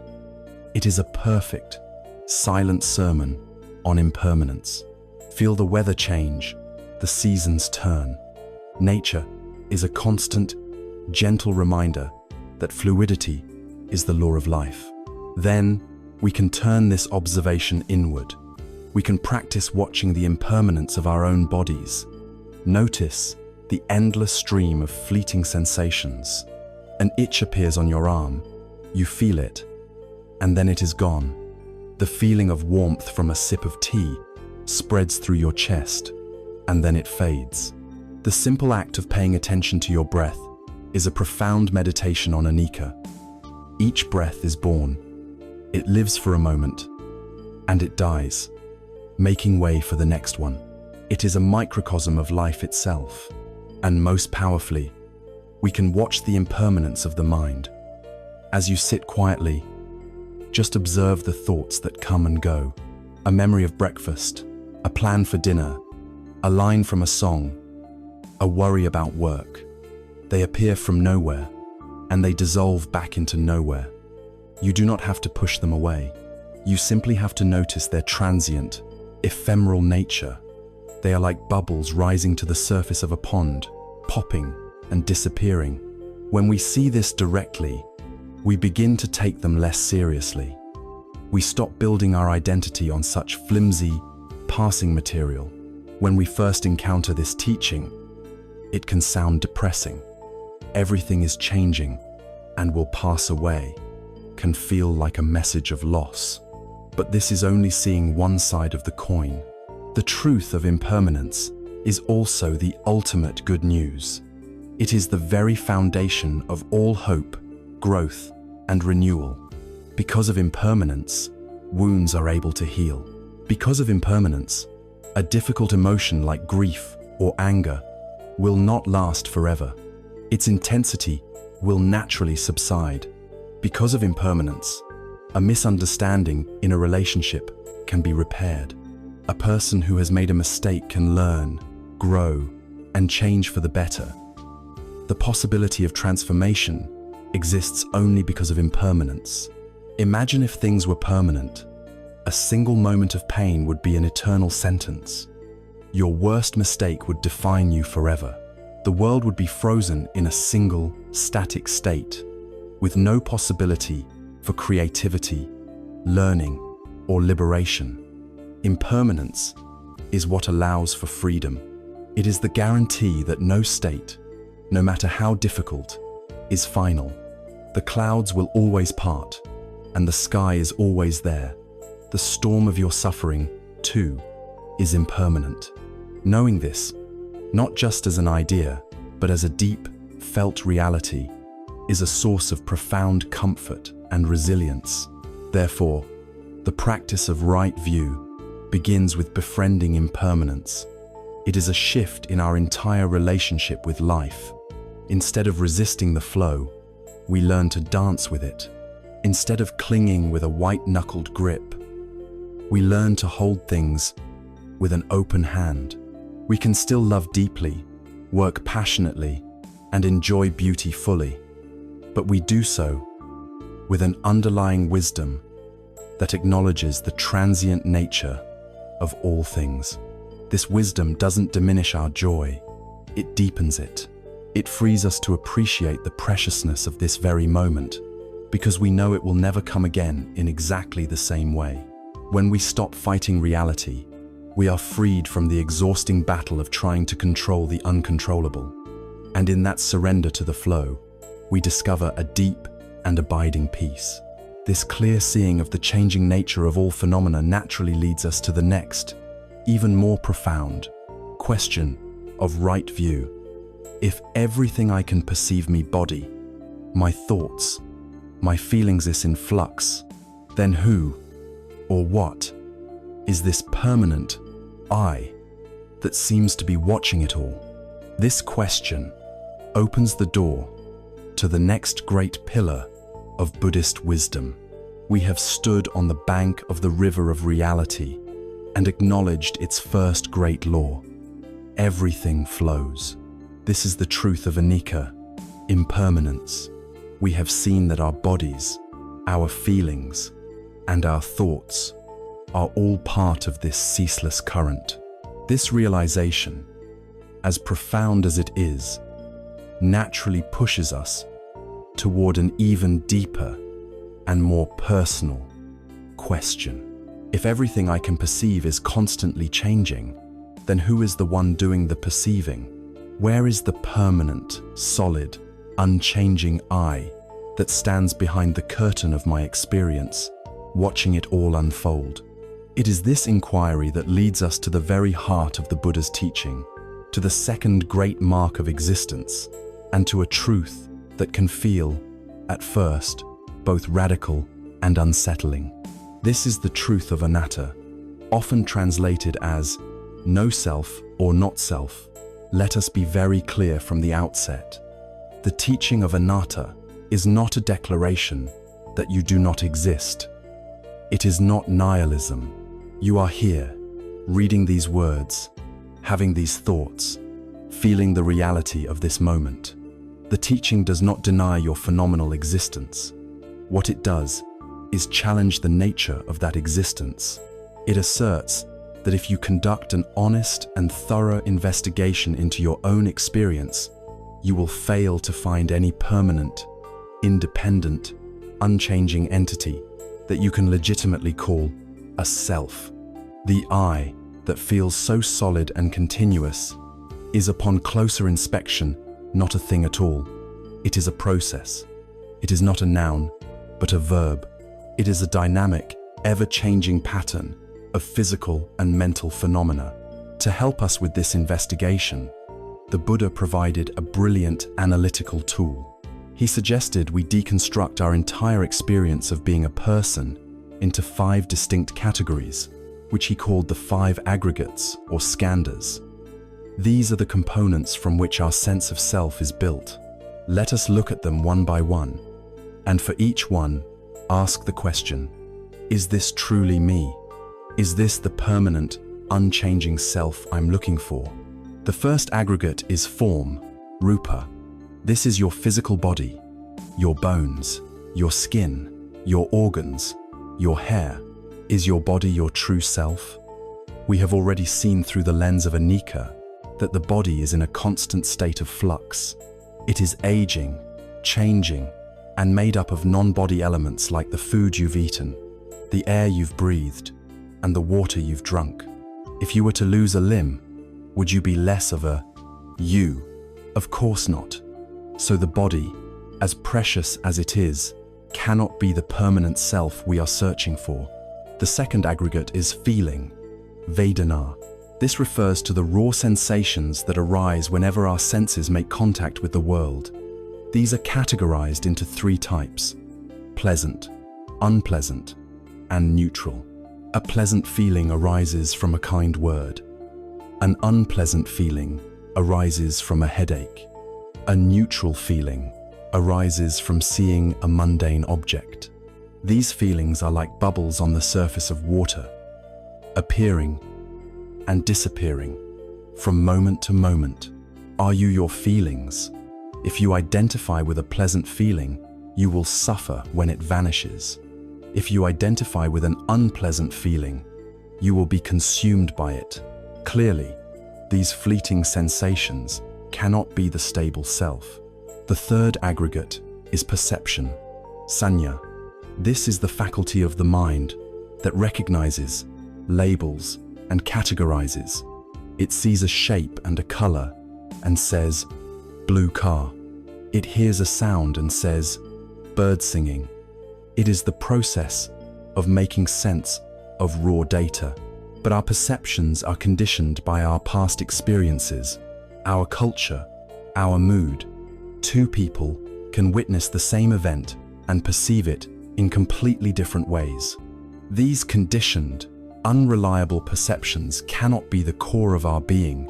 The fourth aggregate is mental formations, sankhara. This is a very broad and important category that includes all of our volitional activities. It is our habits, our biases, our opinions, our beliefs, our desires, our aversions, our moods, and the constant stream of our inner chatter. This is where most of us locate our personality. But are you your opinions? Your opinions change. Are you your mood?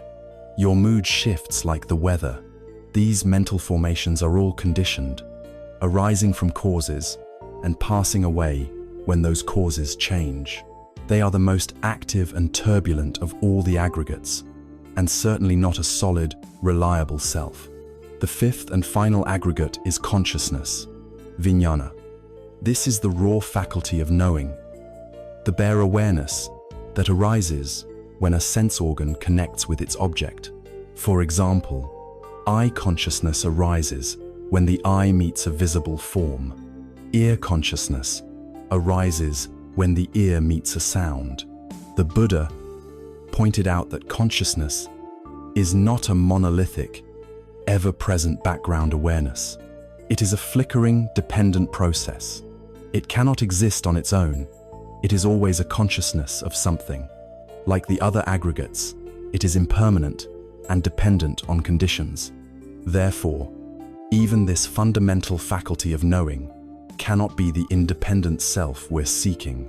The most famous and eloquent illustration of this teaching comes from an ancient text called The Questions of King Milinda.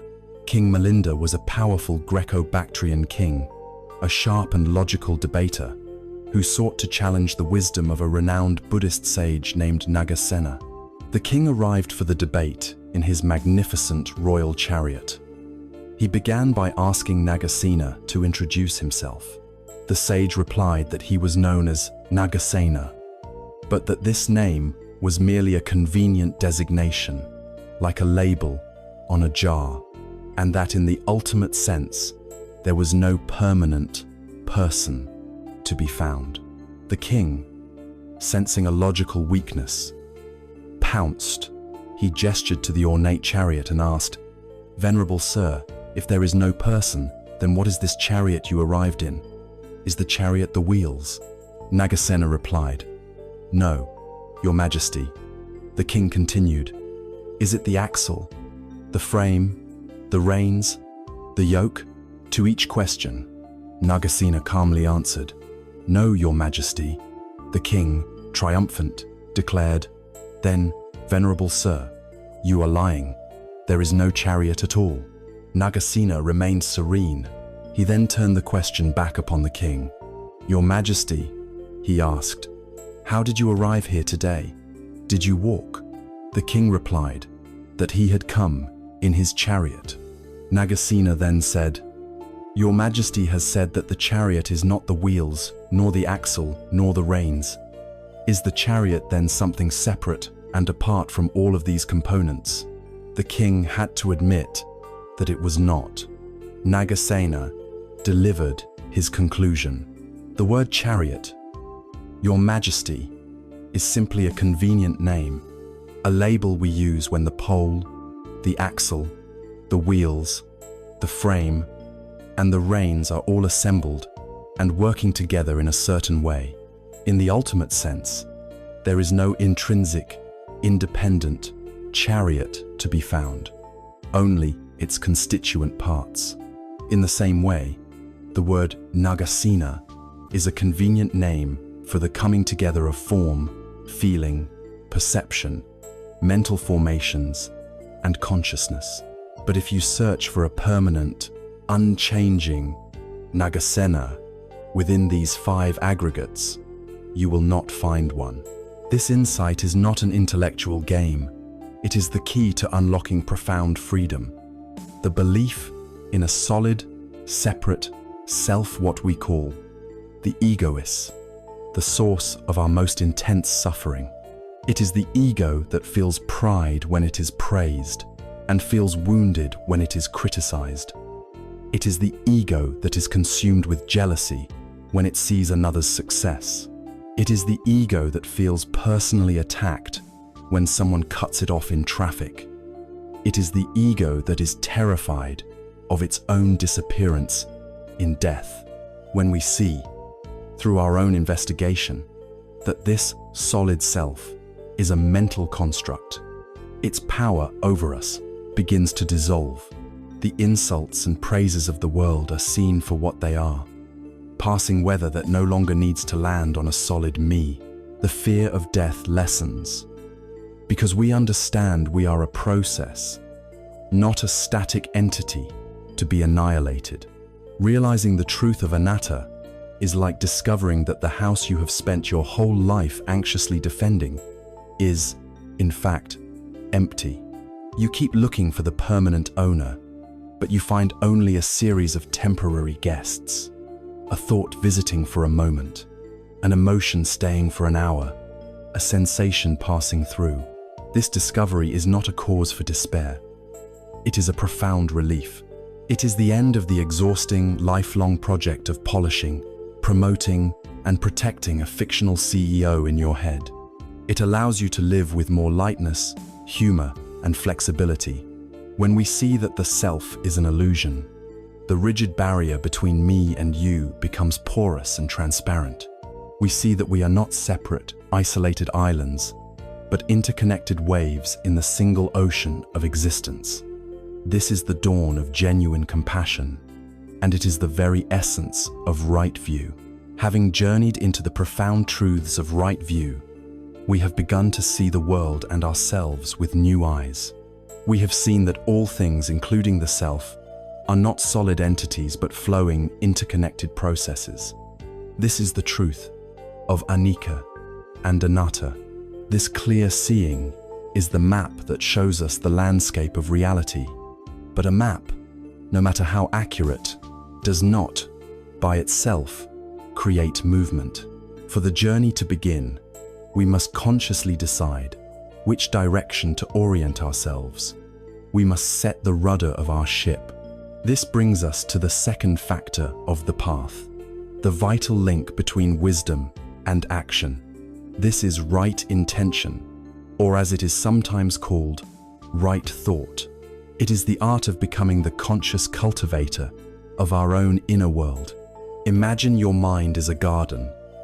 For most of our lives, this garden has been left untended. We have allowed the seeds that are blown in by the winds of culture, habit, and conditioning to land and grow wherever they please. As a result, the garden is often overgrown with the weeds of unskillful thoughts, the thorny weeds of anger and resentment, the creeping vines of greed and craving, the poisonous nightshades of fear and jealousy. These weeds grow thick and fast, choking out the light, draining the soil of its nutrients, and leaving little room for anything beautiful to grow. To practice right intention is to decide to become a wise and compassionate gardener of your own mind. It is not about waging a violent war on the weeds, which often only spreads their seeds further. Rather, it is the gentle, patient, and skillful work of understanding the nature of the garden and consciously choosing which seeds to plant and which plants to water. The first task of the gardener is to learn to distinguish the weeds from the flowers. In the garden of the mind, the Buddha pointed out two fundamental categories of thought. The first are the unskillkenauts, the weeds. These are all the thoughts that are rooted in what are known as the three poisons: greed, the mindset of craving, grasping, and endless wanting; aversion, the mindset of ill will, hatred, anger, resentment, and the desire to push away or destroy what is unpleasant; and delusion, the mindset of confusion, ignorance, and the inability to see things as they truly are; a thought of jealousy, a plan for revenge, a fantasy of desire, a moment of self-pity. These are all weeds that, if left to grow, will create a landscape of suffering for ourselves and others. The second category are the skillful thoughts, the beautiful and nourishing flowers. These are the direct antidotes to the three poisons. The Buddha highlighted three specific types of right intention that we are to cultivate. The first is the intention of renunciation. For many in the modern world, the word renunciation sounds severe and joyless.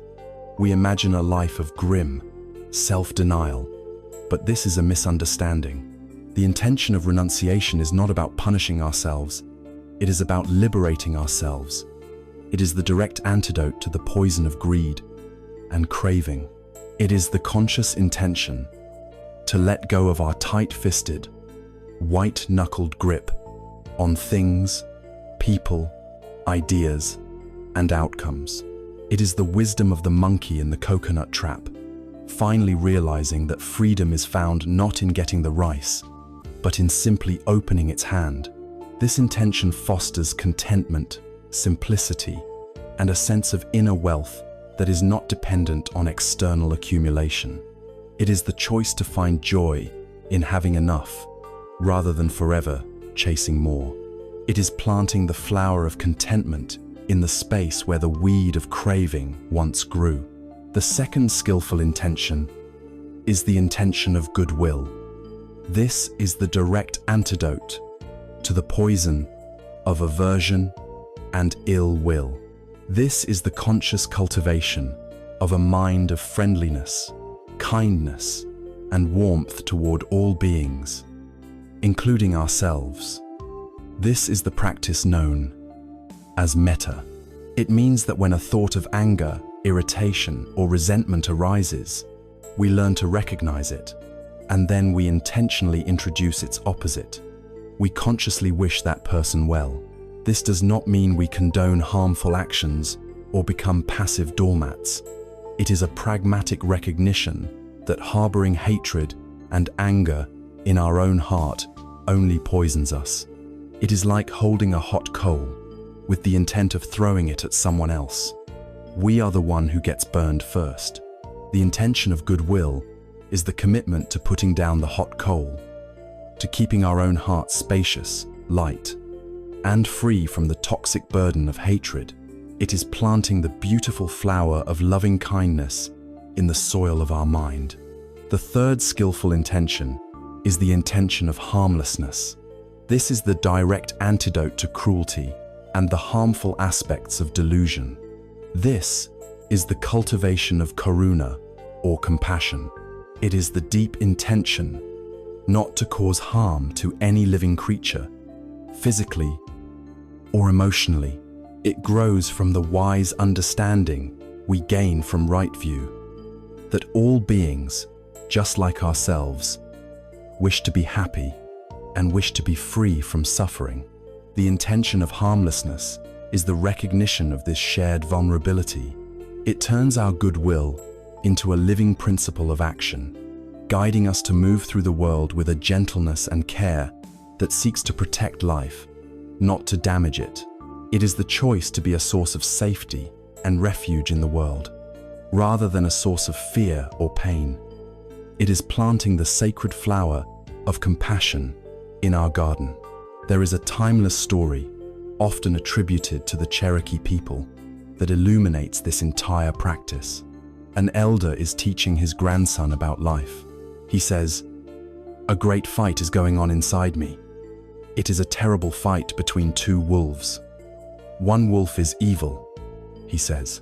"He is anger, envy, sorrow, regret, greed, arrogance, self-pity, guilt, resentment, lies, false pride, and ego." He continued, "The other wolf is good. He is joy, peace, love, hope, serenity, humility, kindness, benevolence, empathy, generosity, truth, and compassion." The grandson thought about this for a minute, and then asked his grandfather, "Which wolf will win?" The old man simply replied, "The one you feed." This is the essence of right intention. Our thoughts are not just random, neutral events. The thoughts that we choose to engage with, to energize, to entertain, to feed, are the ones that will grow stronger and eventually dominate the landscape of our mind. To practice right intention is to become conscious of which wolf we are feeding in any given moment. When the wolf of anger snarls, we do not have to throw it a piece of meat by replaying the grievance over and over. We can choose, instead, to turn and offer a kind thought to the wolf of peace. The practice begins, as always, with mindfulness. We first learn to simply notice what is growing in our garden without judgment. There is a weed of self-criticism. There is a weed of complaining. We see it clearly. Then, the practice is not to violently tear the weed out, which can disturb the soil and make things worse. Instead, we gently and intentionally plant a flower right beside it. We introduce a thought of self-compassion. We introduce a thought of gratitude. Over time, as we continue to water the flowers of skillful thought, they grow strong and vibrant. Their roots spread, their leaves unfurl, and they begin to naturally take up the space, the light, and the nutrients, leaving less and less room for the weeds to thrive.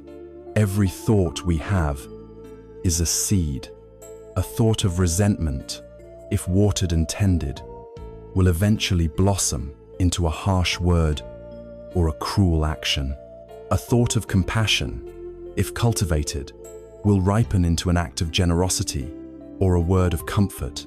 Our entire life, our character, and the world we create around us is the garden that grows from the seeds of our own thoughts. Right intention is the art and science of purifying our minds at the very source, before thoughts ever manifest as speech or action. By choosing to become a wise gardener, by consciously feeding the wolf of compassion and turning our attention away from the wolf of hatred, we initiate a profound transformation. We align our inner world with the wisdom of right view, creating a heart that is a wellspring of peace and kindness. And it is from this purified heart that all ethical action naturally flows. From the wellspring of a purified intention, the first stream that flows into the world is our speech. Before we ever lift a hand to act, we open our mouths to speak. Our words are the most immediate, powerful, and constant way that our inner state manifests in the outer world. They are the invisible bridge connecting our mind to the mind of another. And like any bridge, they can be built with care, creating connection, understanding, and safety, or they can be built carelessly, leading to collapse, division, and harm. The Noble Eightfold Path recognizes the immense power of this faculty by dedicating its first principle of ethical conduct to the practice of samavacha, or right speech. This is not merely a suggestion to be polite. It is a profound spiritual discipline, a practice of mindfulness and compassion that can transform our relationships, our communities, and our own hearts. We live in a world that is drowning in words. We are bombarded by them from our screens, and we produce them endlessly in conversation, in text, in email.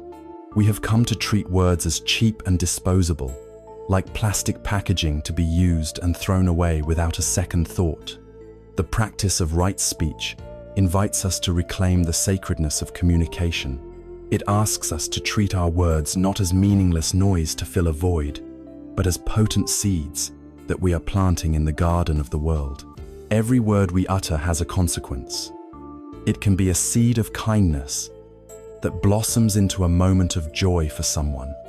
It can be a seed of truth that illuminates a difficult situation, or it can be a seed of poison a weed of slander or anger that takes root in another's mind, causing pain that can linger for years.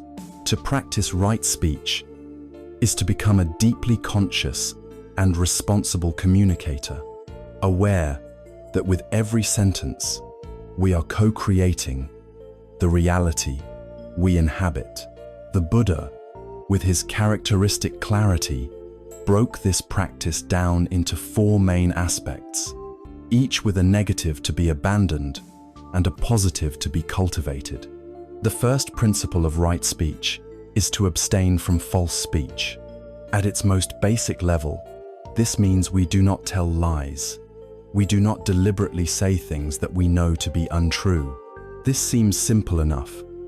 Yet in our daily lives, we discover that falsehood has many subtle shades. There are the so-called white lies we tell to avoid a moment of awkwardness. There is the subtle exaggeration we use to make a story more impressive or to make ourselves seem more important.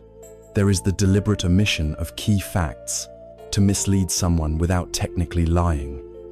There is the breaking of a promise, which is a form of speaking a future untruth. And in our digital age, there is the pervasive falsehood of presenting a curated, idealized version of ourselves to the world, a form of deep dishonesty with ourselves and others. Why is this so important? Because truth is the bedrock of trust, and trust is the foundation of all healthy relationships. When we lie, even in small ways, we introduce a corrosive element into our interactions.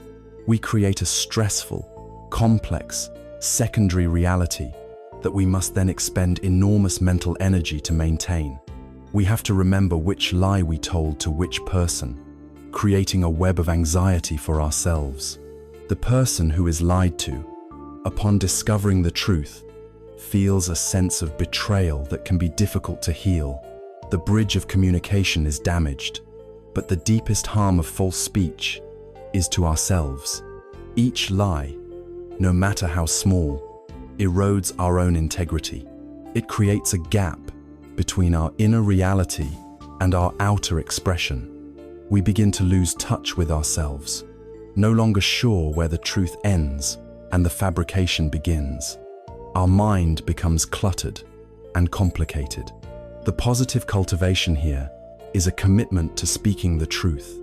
This is not, however, a license for brutal, tactless honesty that wounds others. Speaking the truth must be combined with wisdom and compassion. There is a beautiful teaching that suggests before we speak, we should pass our words through 3 gates, asking 3 questions. First, is it true? If it is not, we should not say it. If it is true, we proceed to the second gate. Is it beneficial? Is it helpful? There are many things that may be true, but are not at all helpful to say. Pointing out a physical flaw in someone might be true, but it is not beneficial. If the statement is both true and beneficial, we come to the third gate. Is this the right time to say it? A piece of truthful, helpful advice, offered at a moment when the other person is angry, defensive, or grieving will not be heard. It may even cause more harm. Right speech means speaking what is true and helpful, at a time, and in a way that it can be truly received. This commitment to skillful truthfulness brings an incredible sense of lightness and freedom. When you are committed to the truth, your mind becomes simple. There is nothing to hide, nothing to remember, no second reality to maintain. You become a person of integrity, someone whose words have weight, and you create an atmosphere of trust and safety around you.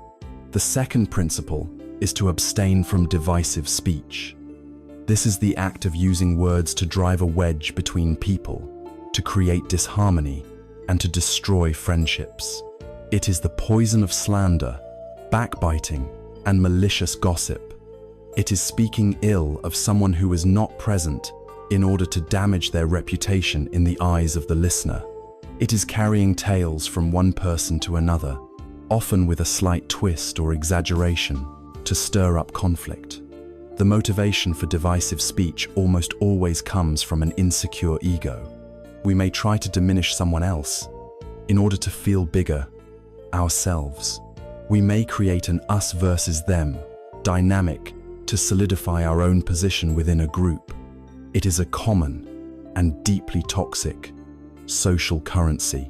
We see it in office politics, in family feuds, and in the casual gossip we engage in with friends, often under the guise of simply venting. But every time we engage in it, we are contributing to a world of suspicion, separation, and conflict. We are weaving a web of discord. The practice, therefore, is to cultivate its opposite, speech that unites, reconciles, and promotes harmony. This is an active practice.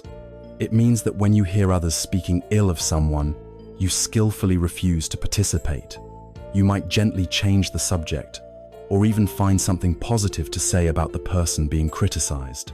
It means you make a conscious effort to speak in a way that heals rifts. You report the good qualities of others. You try to foster understanding between people who are in conflict. You become an agent of peace, not an agent of division. When you commit to this practice, you will notice how much of conventional conversation is fueled by gossip and complaint. Stepping away from it may feel strange at first, but it purifies your mind and your relationships. You begin to build a world around you based on mutual respect and trust. You are weaving a web of connection. The third principle is to abstain from harsh speech. This is the verbal expression of anger and aversion. It includes yelling, insulting, cursing, threatening, and using sarcasm or criticism with the clear intent to wound another person. Harsh speech is a form of violence. While it may not leave a physical scar, its emotional wounds can be deep and long-lasting. Many of us carry the sting of harsh words spoken to us in childhood for our entire lives. When we use harsh speech, we are dumping the poison of our own anger into the heart of another. It is a desperate attempt by the ego to assert dominance or to protect itself when it feels threatened. But like the hot coal, it burns us as much, if not more, than the person we are trying to hurt. Speaking in anger constricts our own heart, agitates our mind, and floods our body with stress hormones. It is a moment of temporary insanity where we sacrifice our own peace for a fleeting and bitter sense of power. The antidote is the conscious cultivation of gentle and kind speech. It is the intention to speak to others with the same tenderness and affection we would offer to someone we deeply love. It is choosing words that are soothing, encouraging, and respectful, even when we disagree. It is offering praise when it is earned, offering comfort when it is needed, and offering feedback with a clear intention to help, not to harm. This practice of kind speech should be extended to everyone, from our closest family members to the strangers we interact with throughout our day. And most importantly, it must be extended to ourselves. The inner critic, that voice of harsh self-judgment, is often the most violent speaker we know. Learning to speak to ourselves with the same kindness and compassion we would offer a dear friend is a foundational part of this practice. Cultivating kind speech opens our heart, calms our mind, and makes us a source of comfort and warmth in a world that is often cold and abrasive. The fourth and final principle of right speech is to abstain from idle chatter. This is speech that is aimless, pointless, and empty. It is the verbal equivalent of the monkey mind speech that jumps from one trivial topic to another without purpose or meaning. It includes mindless gossip about celebrities, endless speculation about things we know nothing about, and simply filling silence with noise because we are uncomfortable with stillness. While it may seem harmless, idle chatter has a subtle but significant cost. It dissipates our precious mental energy. It scatters our focus, making it incredibly difficult to cultivate the calm, concentrated mind necessary for deeper insight. It reinforces our habit of being distracted, of living on the surface of life. A mind that is constantly engaged in meaningless talk will find it almost impossible to rest in the profound stillness of meditation. The positive practice here is twofold. First, it is the practice of speaking with purpose. It is valuing our words and the attention of others enough to speak only when we have something meaningful or helpful to say. It is learning to be a good listener, to be fully present with others, instead of just waiting for our turn to talk. The second, and perhaps more powerful, practice is the cultivation of noble silence. This is not an awkward, empty, or hostile silence. Noble silence is a rich, alive, and restful state. It is the silence of awareness. It is the space in which we can hear the world more clearly, and more importantly, hear the stirrings of our own heart. In a world that is addicted to noise and constant stimulation, the choice to be silent, to allow for moments of quiet stillness in a conversation, is a radical act. It gives others the space to think and feel, and it allows us to return to our anchor, to our center, before we speak again. It is in this noble silence that true understanding is often born. There is a powerful story that encapsulates the immense responsibility of our speech. A man went about his village, spreading a malicious rumor about the local sage. Sometime later, filled with remorse, he went to the sage to apologize and ask for forgiveness. The sage listened and then said, "I will forgive you on one condition. I want you to go home, take a feather pillow, cut it open, and scatter all the feathers to the wind. Then, I want you to go back and gather every single feather and bring them to me." The man was dismayed. "But master," he said, "that's impossible. The wind will have carried them everywhere. I could never find them all." The sage looked at him and said, "Exactly. And so it is with your words. Once they are spoken, they are scattered on the winds of time. You can never fully know where they will land or what effect they will have. You can never take them all back." End clues. This story reminds us that our words have a life of their own. The key, therefore, to all four principles of right speech is the practice of mindfulness. It is the cultivation of a small, sacred pause between the impulse to speak and the action of speaking. In that tiny gap, we have the power to choose.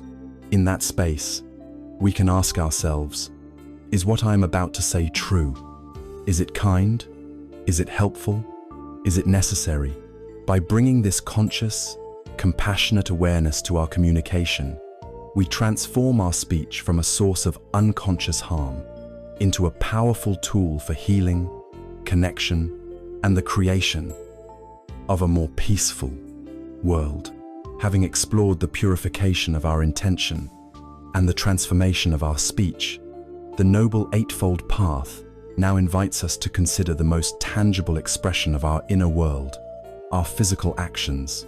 Our hands, our feet, our entire body are the instruments through which our thoughts and volitions engage with the world. Every gesture we make, every task we undertake, leaves an imprint. This is the domain of sammakamanta, or right action.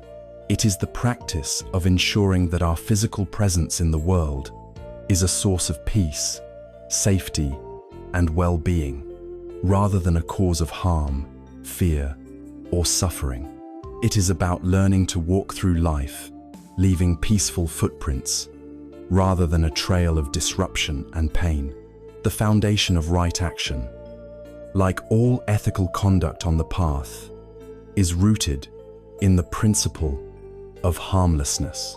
The Buddha provided a clear and practical framework for this, a set of 5 training principles known as the 5 precepts. It is essential to approach these not as rigid, external commandments handed down by an unforgiving deity, but as profound and compassionate guidelines that we voluntarily undertake for our own liberation and for the happiness of all beings. They are like a protective fence that a wise gardener builds around a precious garden, not to restrict the plants, but to protect them from harm, so they can flourish. The first precept is to undertake the training of abstaining from taking life. This is the bedrock of a non-violent life. At its most obvious level, it means we refrain from killing other human beings. But its spirit extends much further. It encourages a reverence for all life, an understanding that every creature, from the smallest insect to the largest mammal, shares with us a fundamental desire to live and to avoid pain. This doesn't mean we can always avoid causing any harm. Life is complex, but it means we cultivate an intention of harmlessness. We do not kill wantonly. We avoid supporting industries built on widespread slaughter. We practice a gentleness in our interaction with the natural world. This precept is the direct, physical expression of the intention of compassion. The second precept is to undertake the training of abstaining from taking what is not given. This is the practice of respecting the property, the efforts, and the boundaries of others. On the surface, it means we do not steal. But again, the principle runs deeper. It means we do not engage in dishonest business practices. We do not exploit the labor of others. We do not take credit for work we did not do. We do not read someone's private messages without permission. It is a commitment to radical honesty and integrity in all our dealings. At its heart, this precept is an antidote to the poison of greed. It cultivates contentment and gratitude for what we have, rather than constantly scheming to acquire what belongs to another. It builds a foundation of trust that makes society possible. The third precept is to undertake the training of abstaining from sexual misconduct. In a modern context, this is best understood as a commitment to bringing mindfulness, respect, and kindness into our sexual lives. It means refraining from any sexual act that causes harm to ourselves or to others. This includes any form of exploitation, coercion, or deceit. It is about ensuring that our sexuality is an expression of genuine connection, mutual respect, and care, rather than simply being another avenue for selfish craving and the use of another person as an object for our own gratification. It is a practice of honoring the vulnerability and dignity of ourselves and our partners. The fourth precept, to abstain from false speech, is the core of right speech, but it is so fundamental that it is also included here. It underscores the reality that our words are actions with real-world consequences, and that truthfulness is an indispensable part of ethical conduct. The fifth precept is to undertake the training of abstaining from intoxicants that lead to heedlessness. This refers to alcohol and recreational drugs that cloud the mind. It is important to understand the reason for this guideline. The issue is not with the substances themselves, but with their effect on our most valuable faculty, our mindfulness. When our awareness is clouded and our judgment is impaired, we are far more likely to break the other 4 precepts. A moment of heedlessness can lead to a lifetime of regret. This precept is therefore a commitment to protecting our own clarity. It is a recognition that a clear and present mind is our greatest ally on the path to freedom. However, right action is not merely a list of things to avoid. A truly ethical life is not just about refraining from harm, It is about actively cultivating good. For every precept of abstention, there is a corresponding positive virtue to be developed. The opposite of taking life is the active protection of life. The opposite of taking what is not given is the joyful practice of generosity or dana. This means giving not just our money or possessions, but our time, our energy, our kind attention, and our wisdom. The opposite of sexual misconduct is the cultivation of deep respect, love, and fidelity. Right action calls us not just to be harmless, but to be a force for help and healing in the world. Even the smallest acts, offering your seat to someone who is tired, helping a neighbor carry their groceries, smiling at a stranger, create positive ripples of cause and effect that contribute to a better world. Perhaps the most dramatic story in the Buddhist scriptures, illustrating the transformative power of right action, is that of the terrifying robber Angulimala. Angulimala, whose name meant finger garland, was a ruthless killer who terrorized the kingdom of Kosala. He had vowed to kill 1,000 people, and as proof of his kills, he would cut off a finger from each victim and wear it as a gruesome necklace. He had already collected 999 fingers and was desperately seeking his final victim. The entire countryside was paralyzed with fear. The Buddha, aware of the situation, calmly and mindfully began walking down the road toward the forest where Angulimala was hiding. People warned him, begging him not to go, but the Buddha continued silently. Angulimala saw the lone monk approaching and was overjoyed. "Here is my final victim," he thought. He drew his sword and began to run after the Buddha. But a strange thing happened. Though the Buddha was only walking at a normal, calm pace, Angulimala, running with all his might, could not catch up to him. Exhausted and bewildered, he yelled out, "Stop, monk! Stop!" The Buddha, without turning, replied in a clear, calm voice, "I have stopped, Angulimala. It is you who have not stopped." Angulimala was stunned into silence. He asked the monk what he meant. The Buddha explained, "I have stopped forever from causing harm to living beings. I have laid down all weapons. It is you who have not stopped from the endless cycle of violence and hatred. It is you who are still running." These words pierced Angulimala's heart like a thunderbolt. In that moment, the entire edifice of his rage and delusion crumbled. He saw the horror of his actions and the profound peace of the man he was trying to kill. He threw down his sword and his garland, bowed at the Buddha's feet, and begged to be accepted as a monk. The Buddha accepted him. The path of transformation for Angulimala was not easy. When he would go into the villages for alms, people would scream and throw stones at him, remembering the monster he once was. He bore these attacks with incredible patience and without retaliation, understanding them as the inevitable consequences of his past actions. Through dedicated practice, this man, who was once the most feared killer in the land, completely purified his mind and eventually became an arhat, a fully enlightened being. The story of Angulimala is a powerful testament to the truth that our past actions do not have to define our future.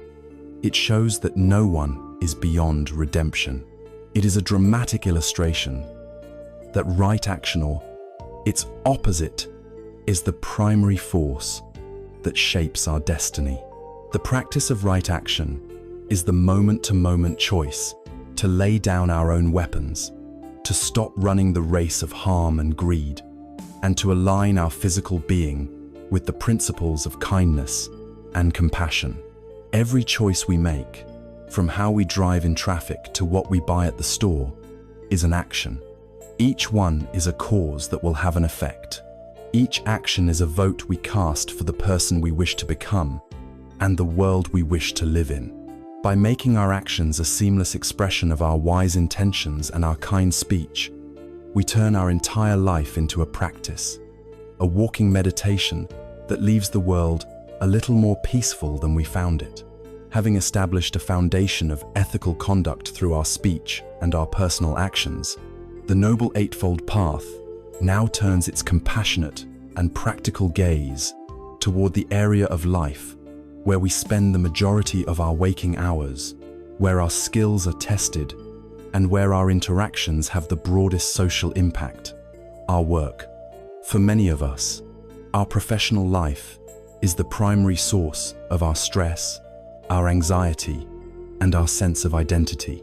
The path recognizes this reality and offers the fifth factor, samma ajiva, or right livelihood, as a way to transform our work from a source of suffering into a field of profound spiritual practice. It is the final element in the division of ethical conduct, or sila, and it teaches us how to weave our deepest values into the very fabric of our daily economic life. The practice of right livelihood has two dimensions, an outer and an inner. The outer dimension is the more straightforward one. It concerns the ethical nature of our profession itself. The Buddha advised that, for our practice to flourish, we should avoid earning our living through means that cause direct and obvious harm to other beings.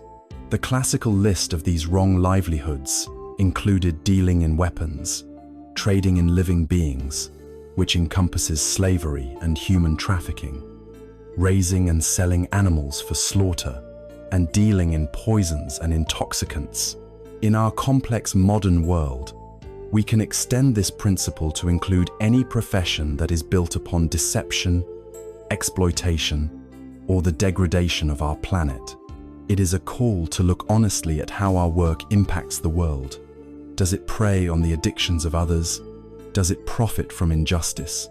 Does it destroy our shared environment for short-term gain? This is not always a simple inquiry. In a globalized economy, few professions are entirely free from some form of negative impact. The practice here is not to cultivate guilt, but to cultivate a clear intention. We aim to choose work that aligns as closely as possible with our values of compassion and harmlessness. We endeavor to make our contribution to the world a positive one, or at the very least, to minimize the harm we cause.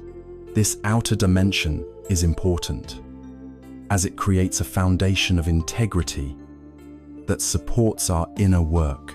However, for most of us, the inner dimension of right livelihood is where the most profound transformation occurs. This dimension is less about what we do for a living, and much more about how we do it.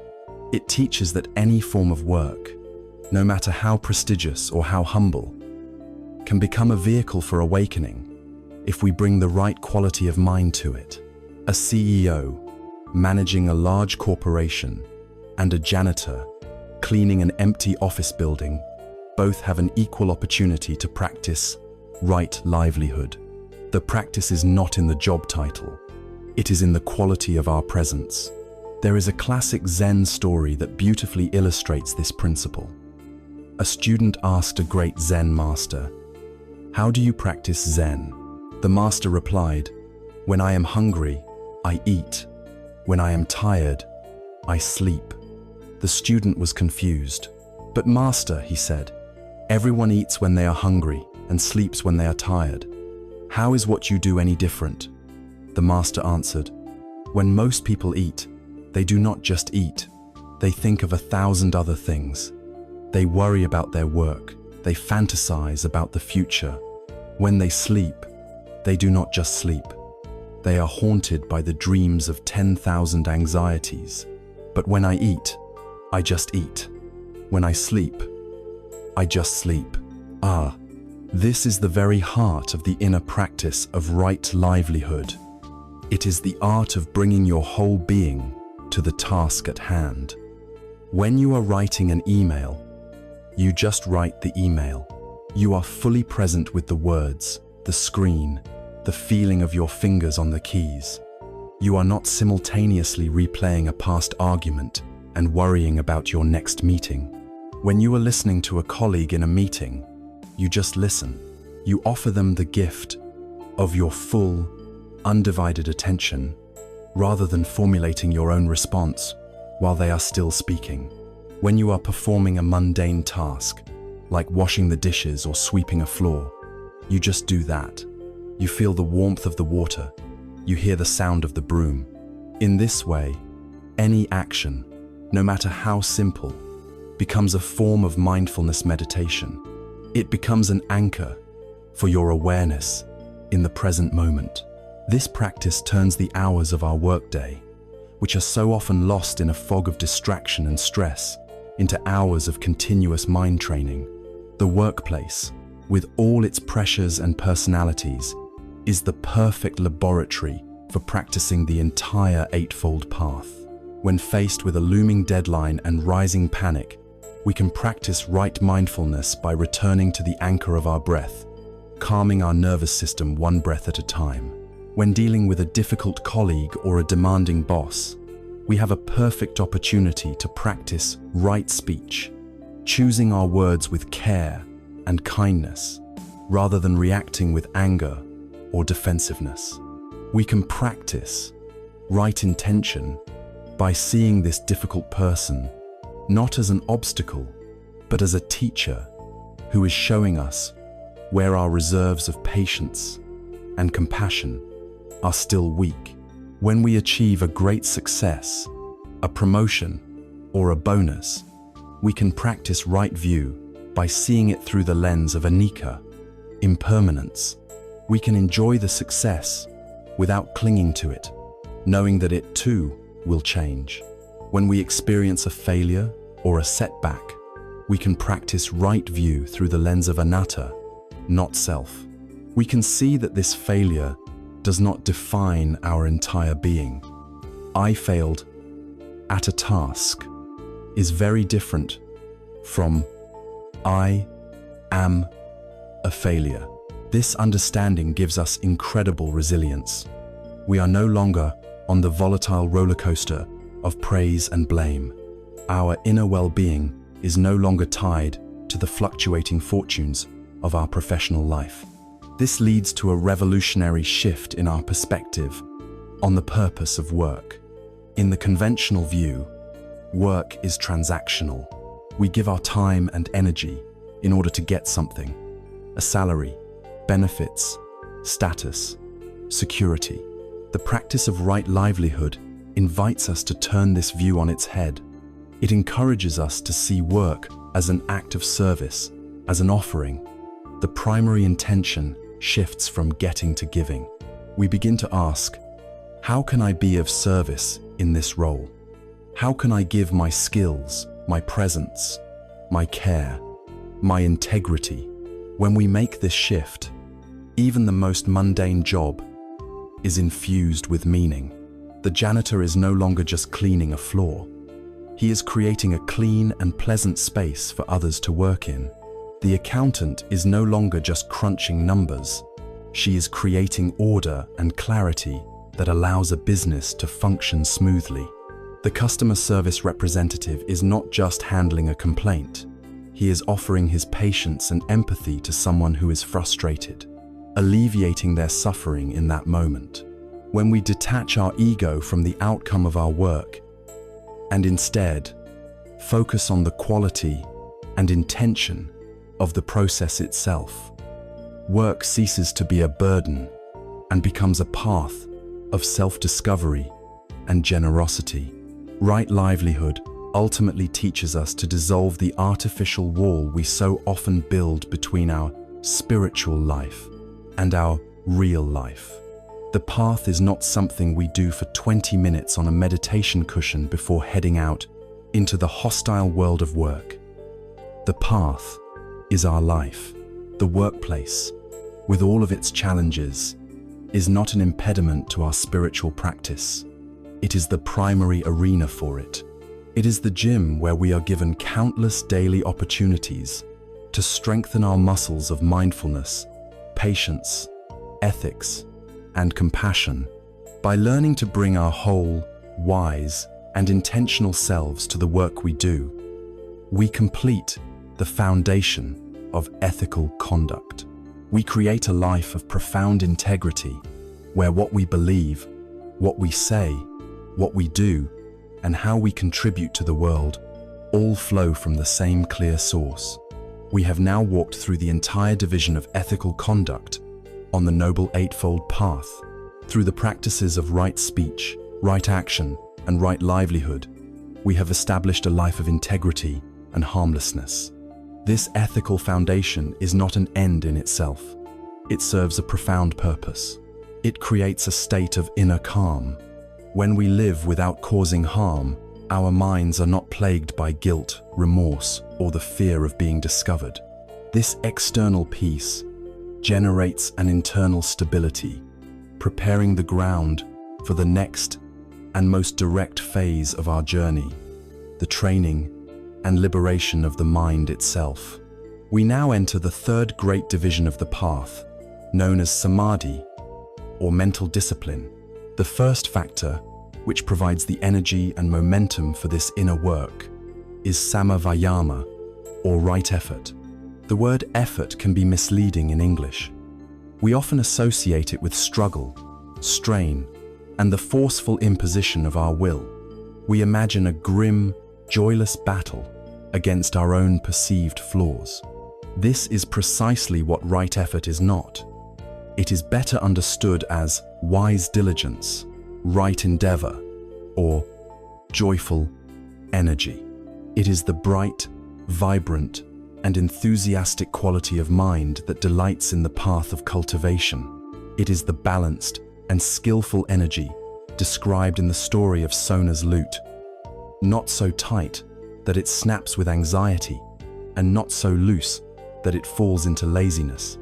It is the intelligent application of our energy, turning the mind away from what is harmful and inclining it toward what is wholesome and liberating. The Buddha, in his genius for practical instruction, laid out a beautifully clear and comprehensive framework for this practice. He described right effort as having 4 distinct aspects, a complete guide for how to skillfully work with our own minds. The most effective way to understand these 4 efforts is to return to our metaphor of the mind as a garden and ourselves as the wise and compassionate gardener. The first of the 4 is the effort to prevent unwholesome states from arising. This is the work of a vigilant gardener who builds a sturdy fence around the garden to keep out pests before they can get in and cause damage. In mental terms, this is the practice of guarding the sense doors. It means we use our wisdom to be mindful of what we consume with our sensuous eyes, our ears, and our minds. We know from experience that certain inputs will reliably trigger unwholesome states within us. Perhaps for us, scrolling through a particular social media feed always generates envy and self-criticism, or perhaps listening to angry political commentary always fuels our own rage and division. The effort to prevent means that we consciously choose not to expose ourselves unnecessarily to these triggers. It is not about hiding from the world in fear, but about wisely protecting the tender shoots of our developing practice. We don't invite the pests into our garden and then wonder why our flowers are not thriving. The second effort is the effort to abandon unwholesome states that have already arisen. Despite our best efforts to guard the gates, weeds will inevitably sprout in the garden. An angry thought, a surge of desire, a wave of jealousy, these are deeply conditioned habits, and they will continue to appear. This second practice is the art of skillful weeding. The unskilled gardener attacks the weed with rage, yanking at it violently, disturbing all the soil around it, and often leaving the root behind to grow again even stronger. The wise gardener, however, sees the weed clearly, understands that it is unhelpful, and then gently and skillfully removes it. In our minds, this means when a negative thought or emotion arises, we first recognize it with mindfulness. Ah, there is anger. Then, instead of feeding it with more angry thoughts and stories, we withdraw our attention from it. We relax the mind and body. We might intentionally turn our attention to its opposite, or simply return to the anchor of our breath. We are not suppressing the emotion or pretending it isn't there. We are making a conscious choice not to water it, not to give it our energy, and a weed that is not watered will naturally wither and die. The third effort is the proactive and joyful side of the practice, the effort to cultivate wholesome states that have not yet arisen. A gardener knows that it is not enough just to pull weeds. To have a beautiful garden, you must actively plant the seeds of flowers and vegetables. In the same way, we must make a conscious effort to introduce and develop positive qualities in our minds. This is where we actively practice meditations on loving kindness, compassion, gratitude, and joy. We set aside time to intentionally think kind thoughts, to wish ourselves and others well, to reflect on the things we are grateful for. We read inspiring texts. We listen to wise teachings. We associate with virtuous friends who bring out the best in us. We are actively sowing the seeds of beauty and peace in the soil of our minds, creating the causes and conditions for a future harvest of happiness. The fourth and final effort is the effort to maintain the wholesome states that have already arisen. When one of our flowers begins to bloom, the wise gardener does not ignore it. They give it special care, making sure it has enough water and sunlight to grow strong. In the same way, when a wholesome state arises in our mind, a moment of deep peace during meditation, a spontaneous feeling of generosity, a surge of compassion for another, we should learn to cherish and nurture it. We can savor the feeling, pay close attention to what it feels like in our body and mind. We can reflect on the causes that brought it about. By giving these positive states our mindful attention, we strengthen their neural pathways. We encourage them to become not just fleeting visitors, but stable and abiding residents in the garden of our mind. This fourfold practice is not a matter of dramatic, forceful gestures. It is a path of quiet, patient, and persistent cultivation. There is a powerful image that captures the nature of this effort perfectly. Imagine a large granite boulder, one of the hardest stones in the world. Now, imagine a single drop of water falling from a height and landing on the stone. It seems to have absolutely no effect. It is a tiny, insignificant event. But imagine this process continuing, uninterrupted, for years. Drop after drop after drop, each one landing in precisely the same spot. Over a vast stretch of time, the impossible happens. The constant, gentle, unwavering persistence of the water begins to wear a hole in the solid rock. Our practice of right effort is just like this. A single moment of choosing a kind thought over an angry one might seem insignificant. One mindful breath in the face of stress may not feel like it changes much. But the power is not in the force of any single action. The power is in the relentless, gentle, and patient repetition. Day by day, moment by moment, we apply this wise diligence, and over time, the hard stone of our most deeply ingrained habits, our anger, our fear, our greed, begins to soften and wear away. The steady dripping of our wholesome efforts creates a space for peace and wisdom to emerge.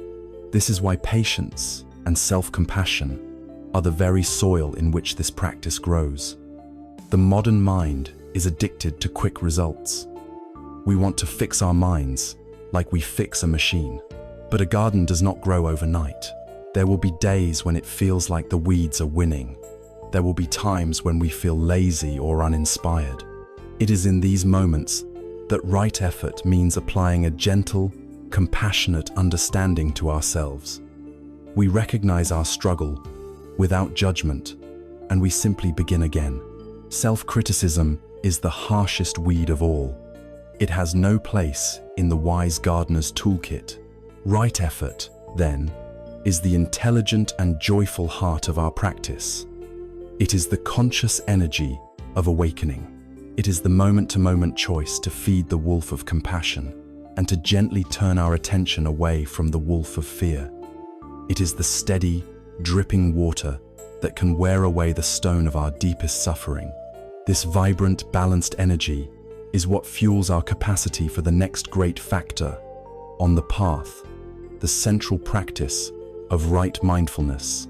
It is right effort that gives us the strength to be mindful, and it is mindfulness that shows us, with ever-increasing clarity, where our efforts are needed most. The two work together as two wings of a great bird, lifting us steadily toward the clear sky of liberation. With the joyful, balanced energy of right effort now fueling our journey, we arrive at the very heart of the Noble Eightfold Path. This is the seventh factor, samasati, or right mindfulness. If right view is the map for our journey, and right effort is the wind in our sails, then right mindfulness is the sailor at the helm, awake, alert, and intimately present with the boat, the wind, and the sea.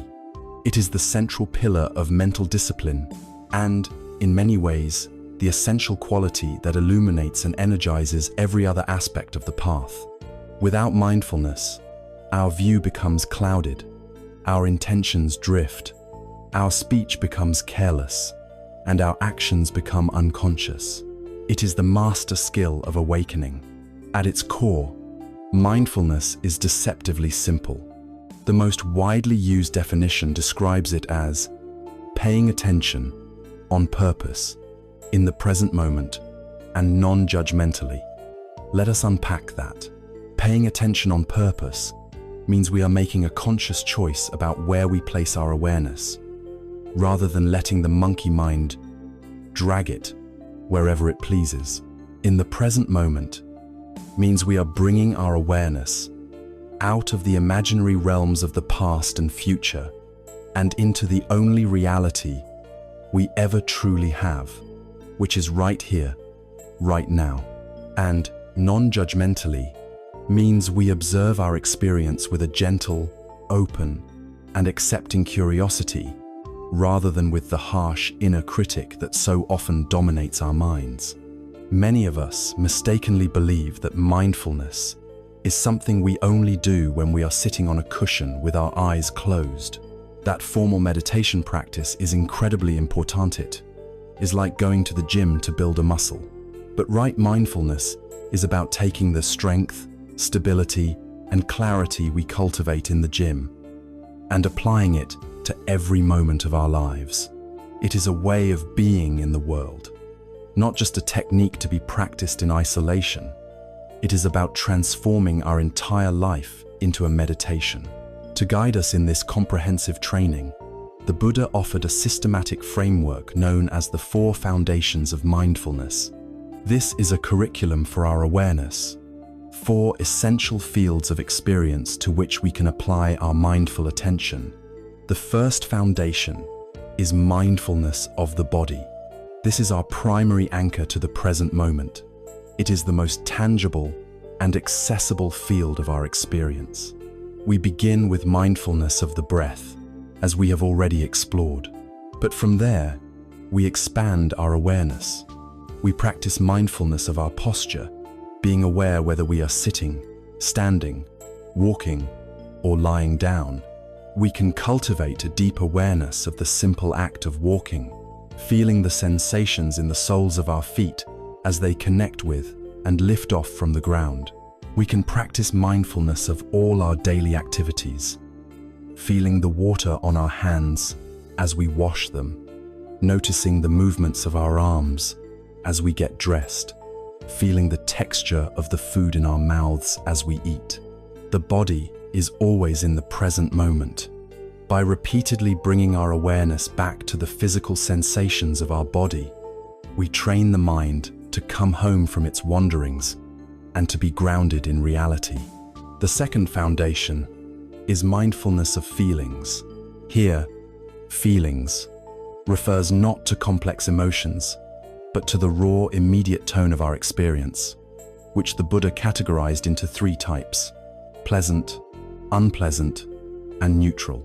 Every moment of our lives is tinged with one of these feeling tones. The practice is to simply notice them as they arise, without getting caught in the story. When you taste a delicious piece of fruit, before the mind says, "I love this, I want more," there is just a raw, pleasant feeling. When you stub your toe, before the mind erupts in anger, there is just a raw, unpleasant feeling. By observing these feeling tones with bare attention, we begin to see that they are just impersonal, fleeting energies. We learn not to be automatically driven by our craving for the pleasant and our aversion to the unpleasant. We find a place of balance and equanimity in the middle. The third foundation is mindfulness of the mind itself, or consciousness. Here, we turn our awareness back onto the mind that is doing the watching. We begin to notice the overall state of our mind in any given moment. We ask, is the mind right now feeling greedy, or is it free from greed? Is it feeling angry, or is it free from anger? Is the mind scattered, or is it concentrated? Is it anxious, or is it calm? We are not judging ourselves for what we find. We are simply observing the mental weather with the impartial clarity of a meteorologist. This practice develops a profound self-awareness, allowing us to see our habitual mental patterns clearly, which is the first step toward transforming them. The fourth and most encompassing foundation is mindfulness of dhammas, which can be understood as mindfulness of the contents and patterns of experience, seen through the lens of the Buddha's teachings. This is where we watch how suffering and freedom are created in real time.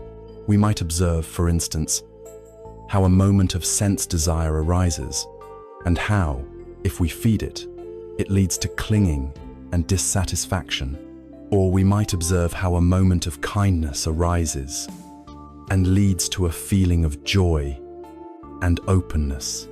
We are watching the laws of cause and effect play out within our own consciousness. This is where mindfulness matures into deep wisdom, seeing directly into the very mechanics of our own liberation.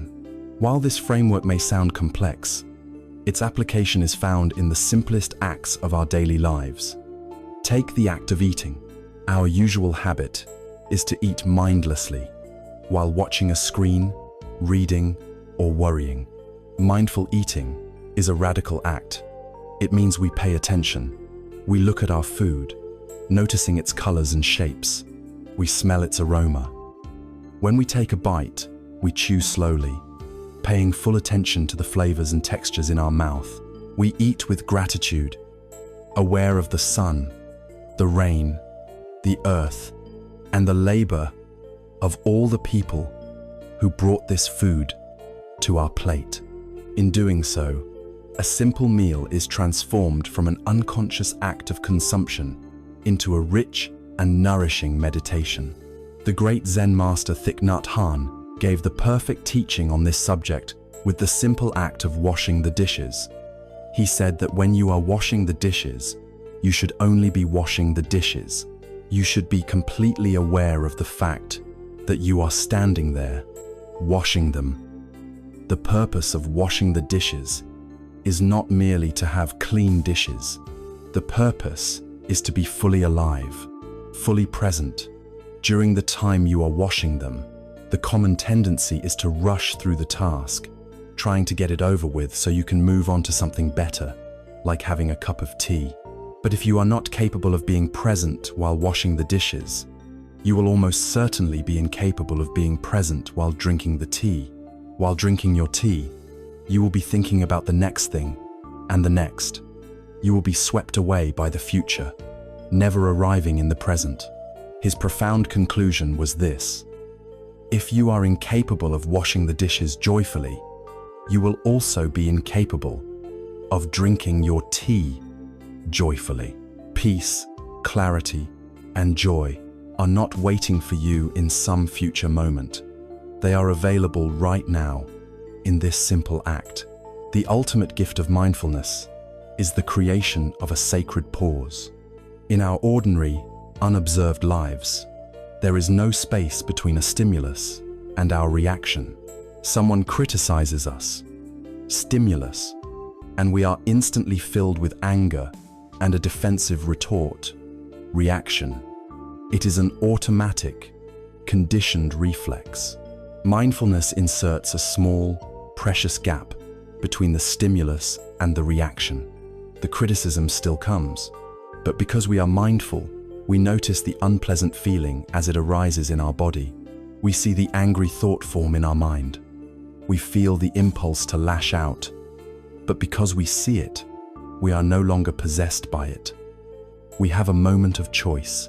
In that sacred pause, we can choose a different path.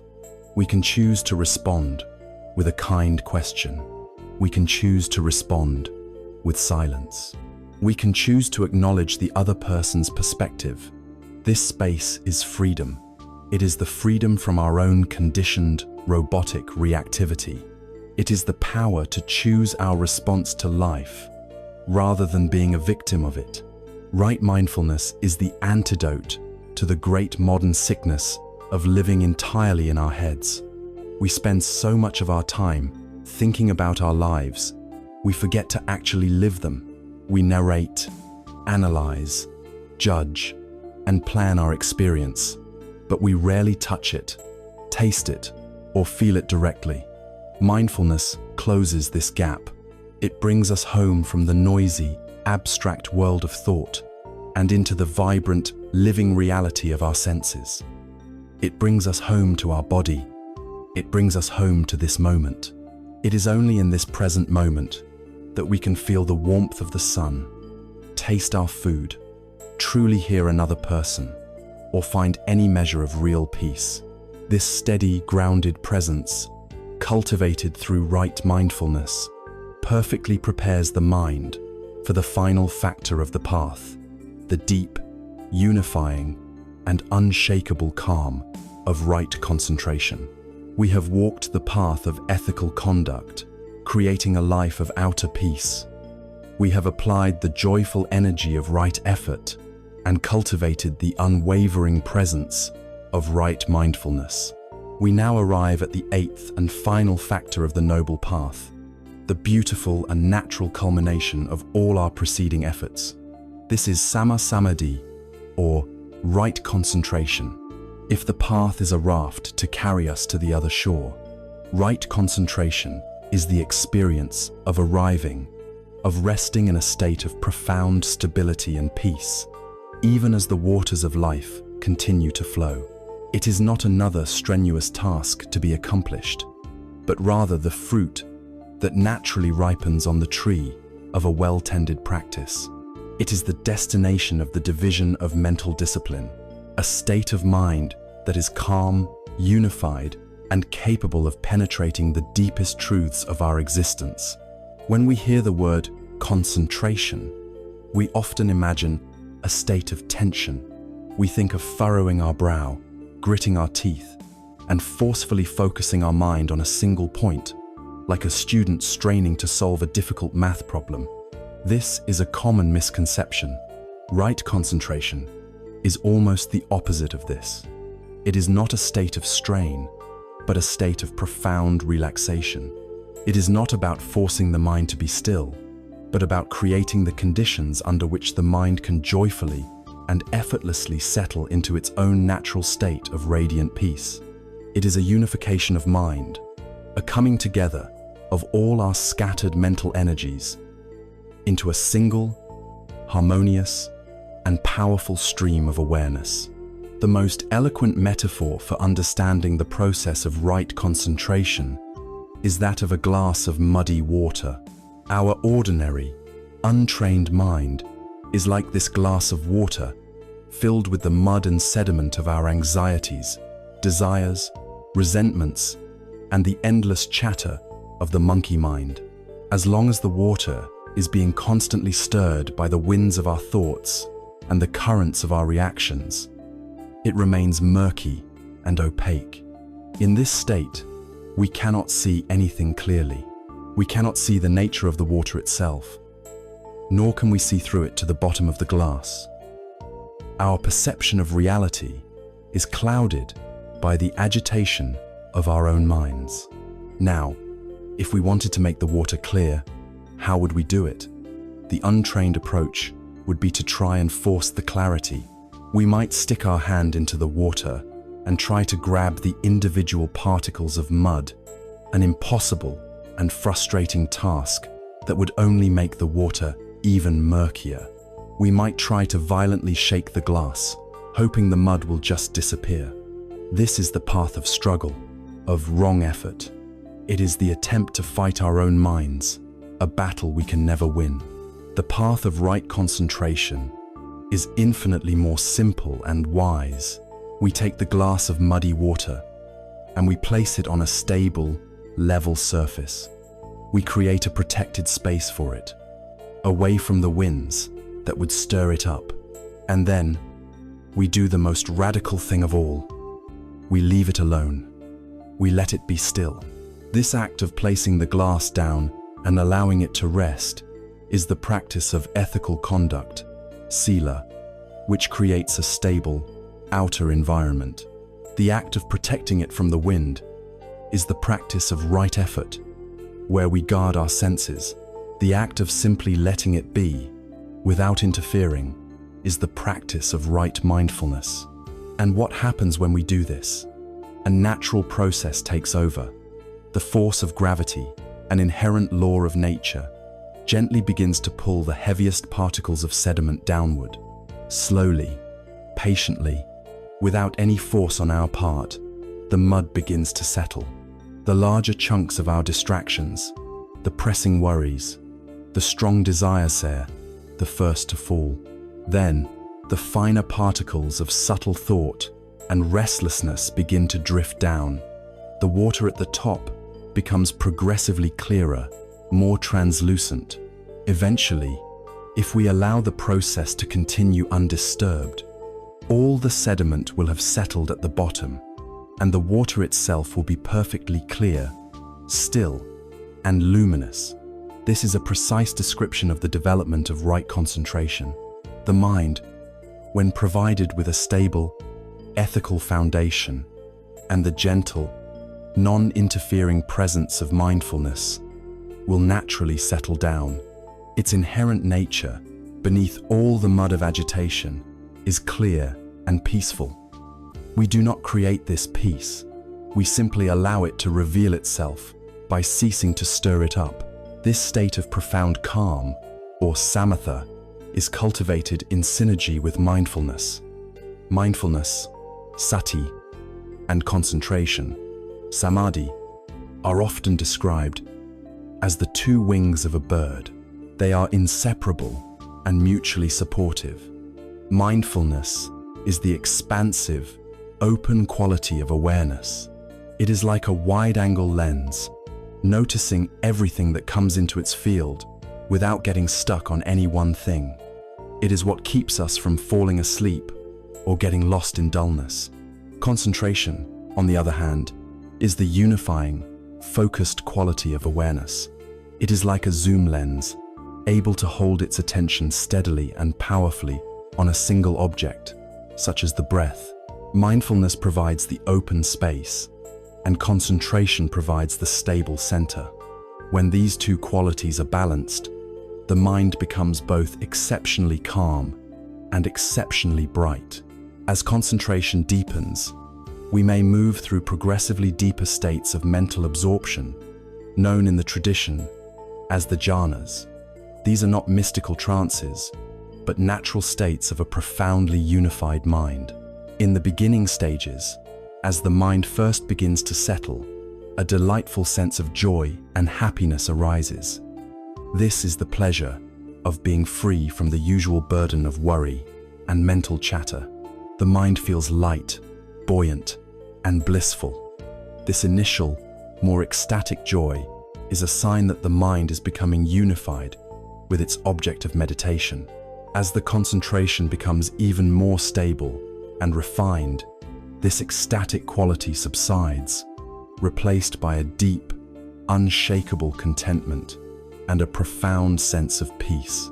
The mind becomes utterly still, like a deep mountain lake on a windless day, perfectly reflecting the sky above without a single ripple. It is tempting to see these blissful states as the final goal of the path, to want to stay in them forever as a form of escape from the world. But this would be a subtle form of clinging.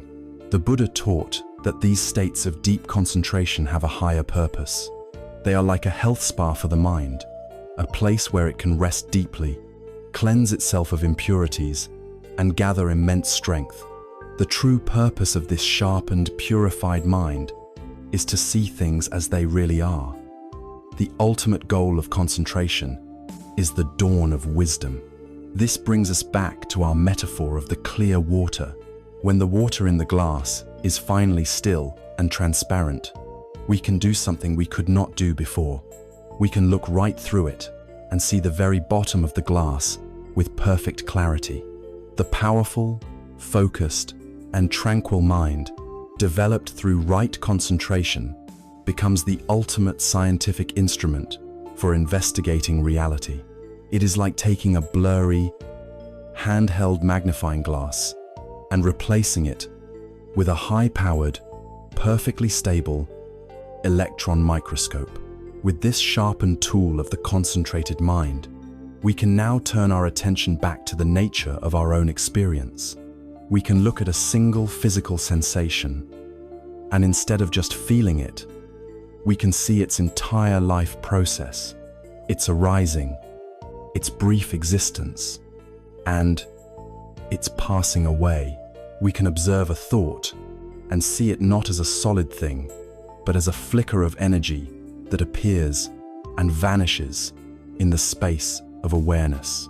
It is in these moments of profound stillness and clarity that the great truths of the path, which may have previously been only intellectual ideas, become self-evident, lived realities. The truth of impermanence is no longer a concept. It is witnessed directly in the ceaseless flow of phenomena. The truth of not-self is no longer a philosophy. It is seen directly as we observe that there is no one behind the experience, only the experience itself. This direct, penetrating insight is called vipassana. This is the wisdom that liberates. It is the aha moment that cuts through the root of our ignorance. Right concentration creates the ideal conditions for this liberating insight to arise. It calms the waves so that we can see into the depths of the ocean. Right concentration, then, is the beautiful culmination of our practice.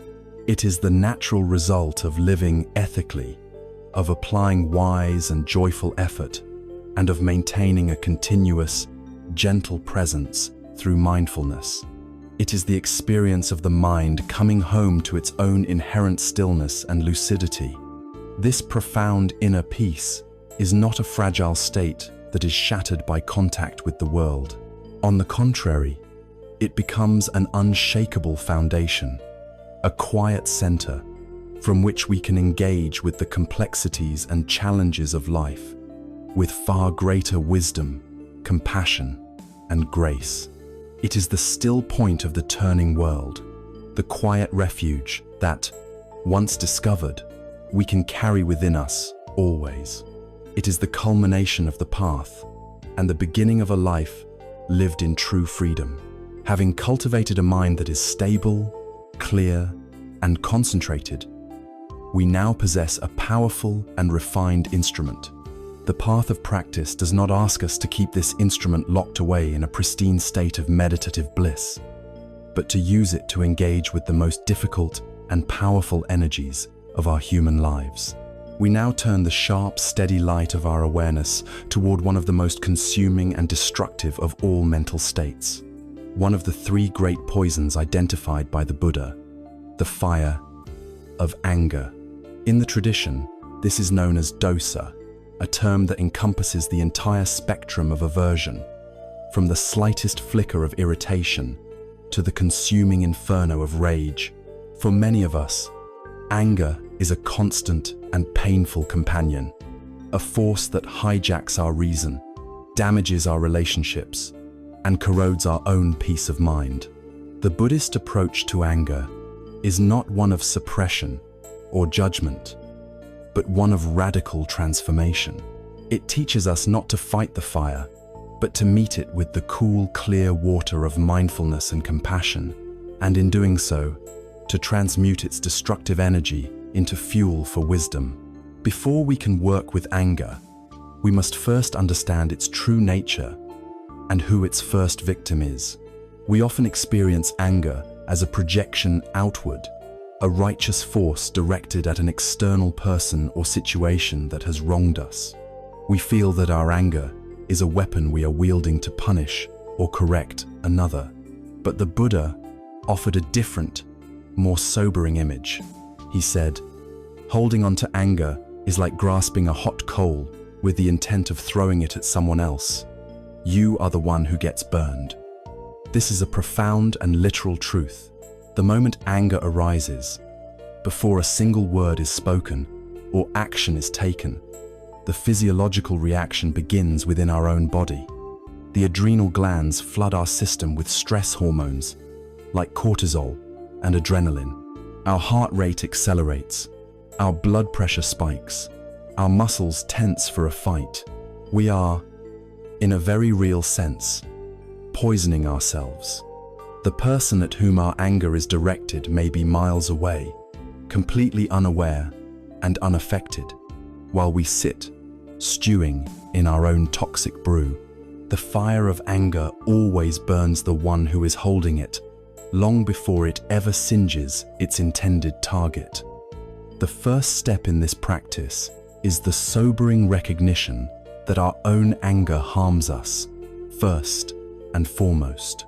To deepen this understanding, the path offers another crucial distinction, illustrated in the parable of the two arrows. The Buddha said that in life, we cannot always avoid the first arrow.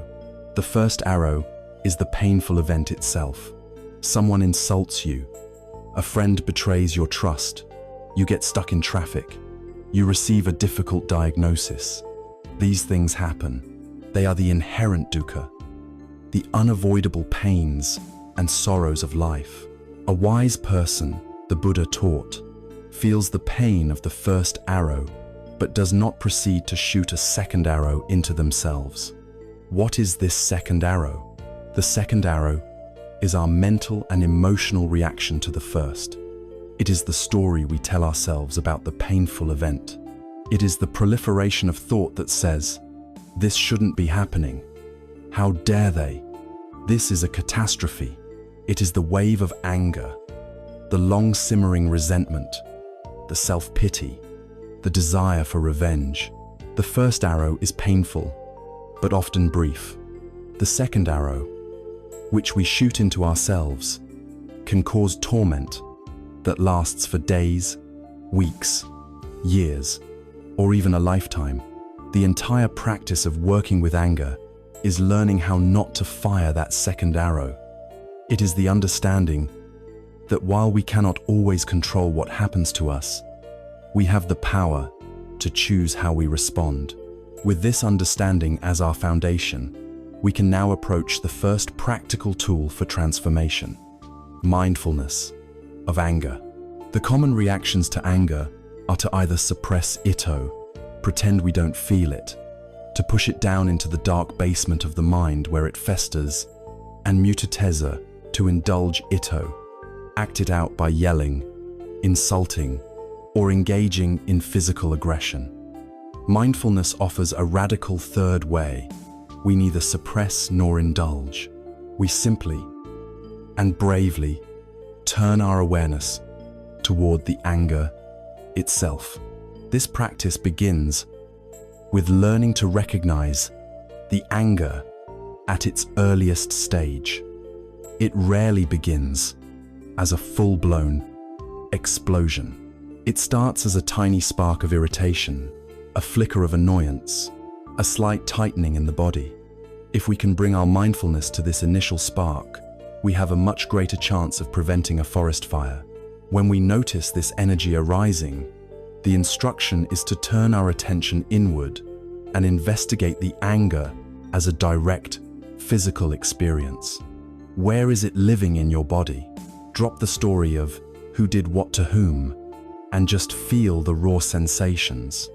Perhaps you feel a tightness in your jaw, a clenching in your fists, a burning heat in your chest or face. Maybe you notice a knot in your stomach or a rapid, shallow breath. The practice is to breathe with these sensations, not to make them go away, but simply to hold them in a spacious, kind, non-judgmental awareness. As you breathe in, acknowledge the tightness. As you breathe out, offer it a sense of softness and release. By staying with the physical energy, you stop feeding the mental story, and the physiological reaction begins to de-escalate. You are unhooking yourself from the automatic reactivity. Simultaneously, we can apply mindfulness to the anger in our mind. We can watch the angry thoughts as they storm through our consciousness. And instead of identifying with them, we can label them. Anger, resentment, judging, planning revenge. We see them for what they are, just thoughts, passing clouds in the sky of our mind. We notice the stories the mind is desperately trying to construct, the narrative of victimization and righteousness. By seeing these stories as stories, we rob them of their power to command us. We create a space between our awareness and the anger. In that space, we find our freedom. We are no longer the anger. We are the awareness that is calmly and wisely holding the anger. Mindfulness is the first wing of the response. It creates the space and stops the fire from spreading. The second wing, which heals the burn, is compassion. Once we have created a space around the anger, we can look into it with a kinder, more curious eye. We can ask ourselves a powerful question. What is the pain underneath this anger? Anger is very rarely a primary emotion. It is almost always a protective shield, a guard dog that is barking furiously to protect a much more vulnerable feeling. Beneath the hard shell of anger, we almost always find a softer, more painful emotion. Perhaps we find the hurt of being misunderstood. Perhaps we find the fear of being abandoned or rejected. Perhaps we find the shame of feeling inadequate. When we can touch this underlying vulnerability, our entire relationship with the anger changes. We are no longer a victim of a vicious inner attacker. We are a compassionate caretaker tending to a wounded part of ourselves. Our intention shifts from wanting to punish someone else to wanting to soothe our own pain. This is the practice of self-compassion. From this place of self-compassion, we can then attempt the more advanced practice of extending compassion to the person who triggered our anger. We can reflect that this person too is trapped in their own dukkha. Their unskillful words or actions almost certainly arose from their own pain, their own fear, their own confusion. A truly happy and peaceful person does not go around causing harm. When we can see the suffering in the other person, it depersonalizes their action. This does not mean we condone what they did or that we have to become their best friend. It simply means we release ourselves from the toxic burden of carrying hatred for them in our own heart. We let them go for our own sake. There is a sublime story that perfectly illustrates this shift in view. A man was meditating in his small boat on a tranquil lake at dusk. It was a perfect, peaceful evening. Suddenly, another boat came out of the mist and bumped hard into the side of his boat, jolting him from his meditation. The man was filled with immediate rage. How could someone be so careless and rude? He stood up and began to shout a torrent of abuse at the person in the other boat, calling them every name he could think of. His peace was shattered, replaced by a hot wave of fury. He ranted and raved, but there was no reply. When he finally paused to catch his breath, he peered more closely through the fading light and had a startling realization: the other boat was empty. It had simply come untied from its moorings and had drifted silently across the lake. In that instant, all of his anger vanished. It evaporated completely. How could he be angry at an empty boat? The object of his rage was gone. The great insight from this story is that most of the time, when we are angered by the actions of others, we are, in fact, being bumped by an empty boat. The other person is acting not from a place of conscious, malicious intent to harm us specifically, but out of their own unconsciousness, their own confusion, their own inner storm. Their boat is empty of a wise, mindful pilot. When we can see this, when we can stop taking every bump and jostle in life as a personal, calculated attack, our anger loses its target. It loses its fuel. We are freed from the exhausting and painful assumption that the world is personally against us. Through these practices of mindfulness, compassion, and wise view, we learn that anger is not an enemy to be vanquished. It is a powerful, misunderstood energy. It is a signal fire, alerting us to the presence of pain, either our own or another's. Instead of allowing this fire to burn down our own house and the village around us, we can learn to approach it with wisdom. We can feel its heat without getting burned. We can understand its message without being consumed by its flames. And ultimately, we can learn to harness its raw energy, transforming the destructive, chaotic blaze of rage into the clear, bright, and powerful warmth of compassionate action, the unwavering determination to protect ourselves and all beings from the real cause of suffering. This is the path of transforming fire into light. Having courageously faced the inner fire of anger and aversion, we have seen how it arises from pain and how it can be met with the cooling presence of mindfulness. But simply not being angry is an incomplete peace. The path of awakening does not just ask us to empty our hearts of hatred. It invites us to fill them with its direct and powerful antidote. As we move from reacting to the world's pain with aversion, we learn to respond with an open heart. This is the practice of cultivating karuna, the sublime state of compassion. If anger is the heart contracting into a hard, defensive fist, compassion is the heart courageously opening to embrace the totality of the world's suffering. It is the tender, trembling quality of the heart when it allows itself to be touched by pain, combined with the strong, unwavering wish that all beings be free from that pain. It is one of the most beautiful and transformative qualities we can develop, the medicine that heals both ourselves and the world. For many of us, especially in a culture that values strength and independence, the idea of compassion can seem soft or weak. Furthermore, the sheer scale of suffering in the world can feel overwhelming, and we may close our hearts as a form of self-protection.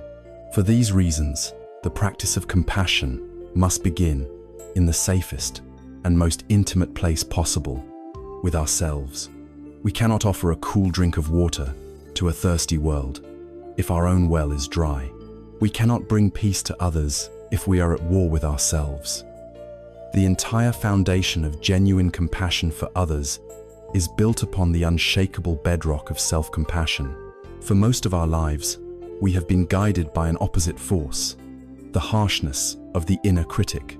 We carry within us a relentless judge who catalogues our every mistake, magnifies our every flaw, and whispers that we are not good enough.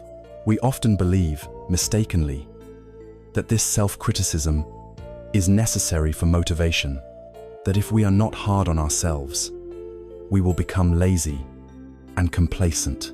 But the truth is that constant self-judgment is a form of inner violence. It floods our system with stress hormones, leads to anxiety and depression, and is the root cause of the feeling of being an isolated, fraudulent self. It is like trying to train a puppy by constantly shouting at it and punishing it. All you will create is a creature that is fearful, neurotic, and incapable of learning. Self-compassion is a radical and kinder alternative. It is the practice of treating ourselves with the same care, warmth, and understanding that we would naturally offer to a dear friend who was suffering. When a friend comes to us after making a terrible mistake, we don't berate them and tell them they are worthless. We listen. We offer a comforting presence. We remind them that to be human is to be imperfect. We offer our support. Self-compassion is simply turning this same quality of friendship inward. The practice can be understood as having three core components. The first is mindfulness. We must first acknowledge our own pain without drama or denial. Instead of suppressing our difficult feelings or getting swept away by them, we simply turn toward our own suffering and say, "This is a moment of pain. This is really hard right now." We are honest about our own dukkha. The second component is common humanity. This is the profound recognition that our suffering is not a personal failure that isolates us from others. It is the very thing that connects us to them.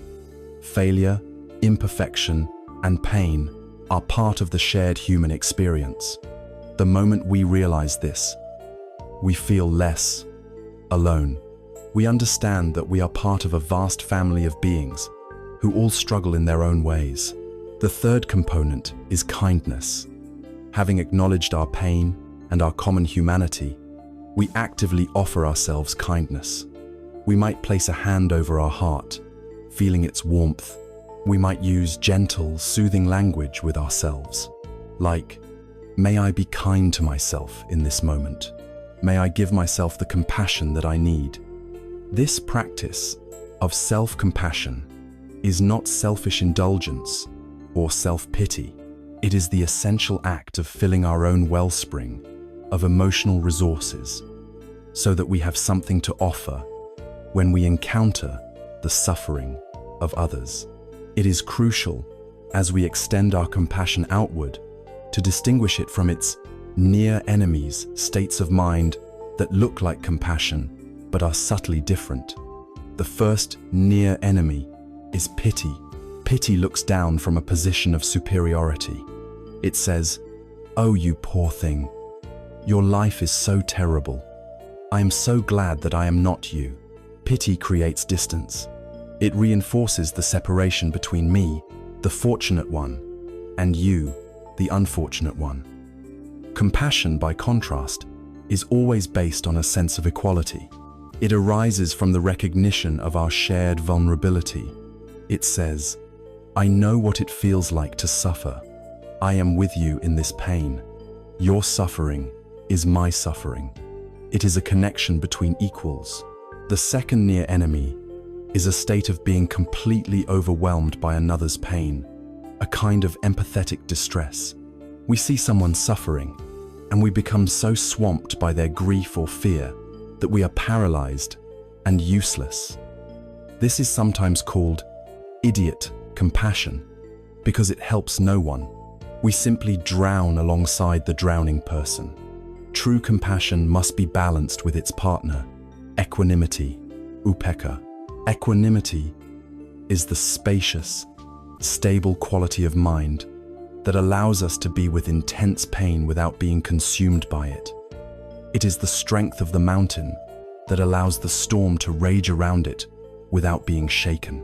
It is this balance of a tender heart and a steady mind that makes our compassion effective and sustainable. With these understandings, we can begin the formal practice of cultivating compassion for others. We can do this through a guided visualization. We begin by generating a feeling of self-compassion, of warmth and kindness for our own being. Then, we bring to mind a person we love dearly, who is currently experiencing some form of suffering, be it physical or emotional. We visualize this person clearly, and we allow ourselves to gently connect with the reality of their pain. As we feel our heart begin to tremble with the wish for their suffering to end, we can silently repeat phrases, directing them to this person. May you be free from this suffering. May you be free from this pain. May you find peace. We let our heart radiate this powerful, healing intention. As our capacity grows, we can extend the practice. We can bring to mind a neutral person, someone we see regularly, but have no strong feelings about, perhaps a cashier at the grocery store. We reflect that this person too has their own struggles, their own secret sorrows, their own dukkha, and we extend the same wish to them. May you be free from your suffering. May you be at peace. The ultimate training for the heart is to then bring to mind a difficult person, someone who has hurt us, or with whom we have a conflict. This is challenging, but instead of focusing on their actions, we try to look deeper and see the suffering that is motivating their skillful behavior. We see their anger as a cover for their fear, their cruelty as a sign of their own deep pain, and from this place of wisdom, we try to generate the same wish, however faint it may be. May you too be free from the suffering that causes you to harm others. May you find peace. Finally, we can extend this wish outward in all directions, to all beings in all realms, recognizing the universal nature of suffering and holding all of life in our compassionate embrace. This meditative practice must be a catalyst for compassionate action. Karuna that remains only as a good feeling is incomplete. The wish to relieve suffering must translate into an attempt to relieve suffering. This can manifest in countless ways, from the grand gesture of dedicating one's life to humanitarian work, to the simple act of offering a listening ear to a friend in distress, donating to a cause that helps those in need, or simply being patient and kind to a frustrated stranger. The ultimate embodiment of active compassion is found in a story from the Buddha's life. There was a monk who had fallen gravely ill with dysentery and was lying in his own filth, his body covered in sores. The other monks, out of disgust and fear of contagion, had completely abandoned him. He was alone, in agony. The Buddha heard about the monk's plight and went directly to his lodging. He did not hesitate at the door. He went to the suffering monk's side, and with the help of his attendant, Ananda, he began to gently boil water. The Buddha himself, the enlightened teacher of gods and humans, tenderly began to wash the sick monk's body, cleaning his sores and changing his soiled robes, as if he were the monk's own mother. After the monk was comfortable, the Buddha gathered the other monks together. He asked them why they had abandoned their brother in his time of need. Then, he spoke one of the most powerful teachings on compassion ever recorded. He said, "Monks, you have no mother and no father here to look after you. If you do not look after each other, who else will? Let this be known. Whoever attends to the sick and the suffering is, in that very act, attending to me." This story reveals the true depth of karuna. It is fearless, hands-on, and sees no separation between beings. In the Buddha's final statement, the boundary between the highest, most enlightened being and the lowest, most afflicted being is completely erased. To serve one is to serve the other. This is the profound realization of interconnectedness that is born from a compassionate heart. Compassion, therefore, is not a soft, sentimental emotion. It is a state of courageous and resilient love. It is the strength of the heart to remain open in the face of suffering. It is the ultimate antidote to fear, isolation, and the poison of aversion. When we truly feel compassion, the rigid illusion of a separate self begins to melt away, and we recognize our place in the vast, interwoven family of all beings. It is this open, brave, and connected heart that provides the perfect ground for its joyful twin to arise, the boundless wish for all beings to be happy. Having opened our hearts to the reality of suffering with the brave and tender energy of compassion, or karuna, we now turn to its joyful and radiant twin. The path of the heart is not complete with only the wish to relieve pain. It finds its full expression in the boundless, active wish for all beings to experience happiness and well-being. This is the sublime practice of metta, a Pali word most often translated as loving kindness, but which also carries the meaning of unconditional friendliness, boundless goodwill, and gentle warmth. If compassion is the heart trembling in the face of sorrow, metta is the heart shining in celebration of the potential for joy in all beings. It is the direct and most powerful antidote to the poisons of ill will, resentment, jealousy, and fear. It is the training that transforms our mind from a cramped and defensive fortress into a vast, open field through which the sunlight of pure love can shine without obstruction. Before we embark on the practice of cultivating metta, we must first understand how it differs from the kind of love we are most familiar with. Most of our conventional love is conditional and transactional. It is a form of attachment. We love someone because they are our partner, our child, or our friend. We love them because they make us feel good, because they meet our needs, or because they reflect a positive image of ourselves. This kind of love, while often beautiful, is inherently fragile. When the conditions change, when the person disagrees with us, disappoints us, or no longer meets our needs, this love can quickly curugate into its opposites: anger, resentment, or indifference.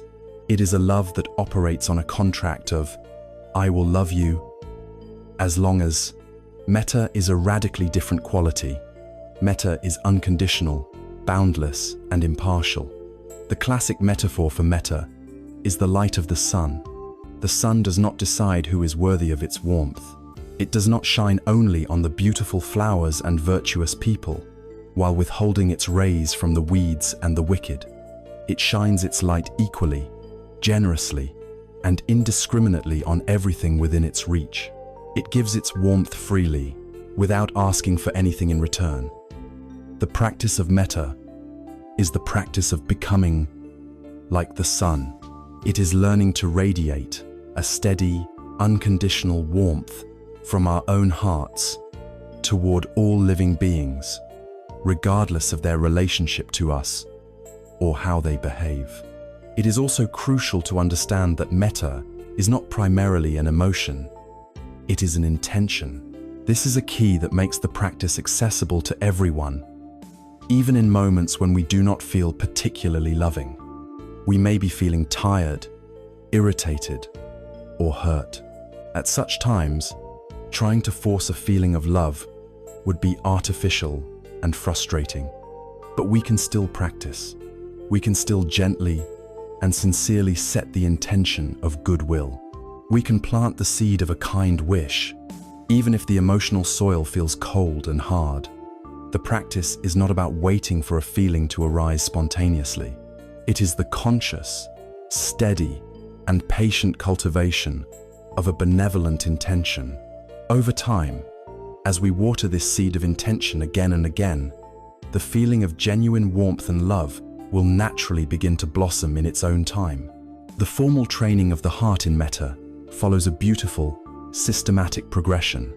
It begins with ourselves and expands outward in ever-widening circles until it encompasses all of existence. We begin by finding a comfortable posture, allowing the body and mind to settle, perhaps by bringing awareness to the gentle rhythm of the breath. The first and most important recipient of loving kindness is always ourselves. It is impossible to radiate a genuine warmth to others if we are frozen inside with self-criticism and judgment. We cannot offer a gift we do not ourselves possess. So, We begin by turning the warm light of metta inward. We can silently repeat a series of traditional phrases, allowing the meaning to gently permeate our being. May I be safe. May I be happy. May I be healthy. May I live with ease. As we repeat these phrases, we try to connect with the sincere wish behind them. What would it feel like to be truly safe from inner and outer harm? What would it feel like to be truly happy and at peace?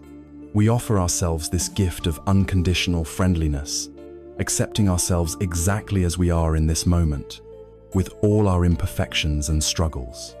This is the foundation upon which everything else is built. Once we have established a baseline of warmth for ourselves, we expand the circle to include a benefactor or a dear friend. We bring to mind someone for whom we feel easy and natural affection, a beloved friend, a respected teacher, a family member, or even a cherished pet. We visualize this being clearly, holding them in our heart's awareness. Then, we direct the same phrases of metta toward them. May you be safe. May you be happy. May you be healthy. May you live with ease. We allow our heart's natural appreciation and love for this person to flow freely.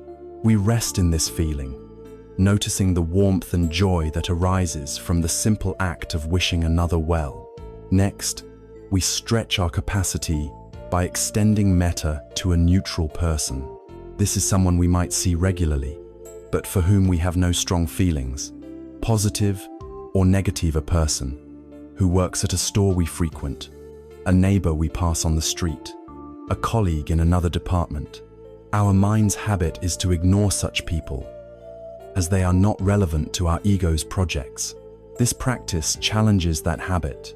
We bring this person to mind, acknowledging their basic humanity. We reflect that, just like us, this person wishes to be happy and to avoid suffering, and we extend the same heartfelt wishes to them. May you be safe. May you be happy. May you be healthy. May you live with ease. In doing this, we begin to break down the artificial barriers of indifference and see the world as a community of fellow beings, not just a cast of characters in our personal drama. The fourth stage is the great training ground for the heart, extending loving kindness to a difficult person. We bring to mind someone with whom we have a conflict, someone who has hurt us, or someone whose actions we find deeply troubling. This is not easy. When we bring this person to mind, feelings of anger, hurt, or resentment will likely arise. The first step is to simply acknowledge these feelings with mindfulness, without judgment. Then, drawing on the strength of the compassion we have cultivated, we can try to see the suffering behind this person's unskillful actions. We can see their fear, their ignorance, their own inner pain. From this place of deeper understanding, we can then attempt to offer them a single flicker of goodwill. We might not be able to wish them happiness in their harmful endeavors, but we can wish for them to be free from the hatred and confusion that drives them. We can hold the intention, just as I wish to be free from suffering, may you also be free from the suffering that causes you to harm others. May your heart find peace. Even a small opening of the heart toward a difficult person is a profound victory over our own aversion and a giant leap toward inner freedom. Finally, having trained the heart with these specific individuals, we break down all the barriers. We allow the feeling of metta to become boundless. We radiate it outward in all directions. We extend it to all beings in front of us, behind us, to our right and to our left.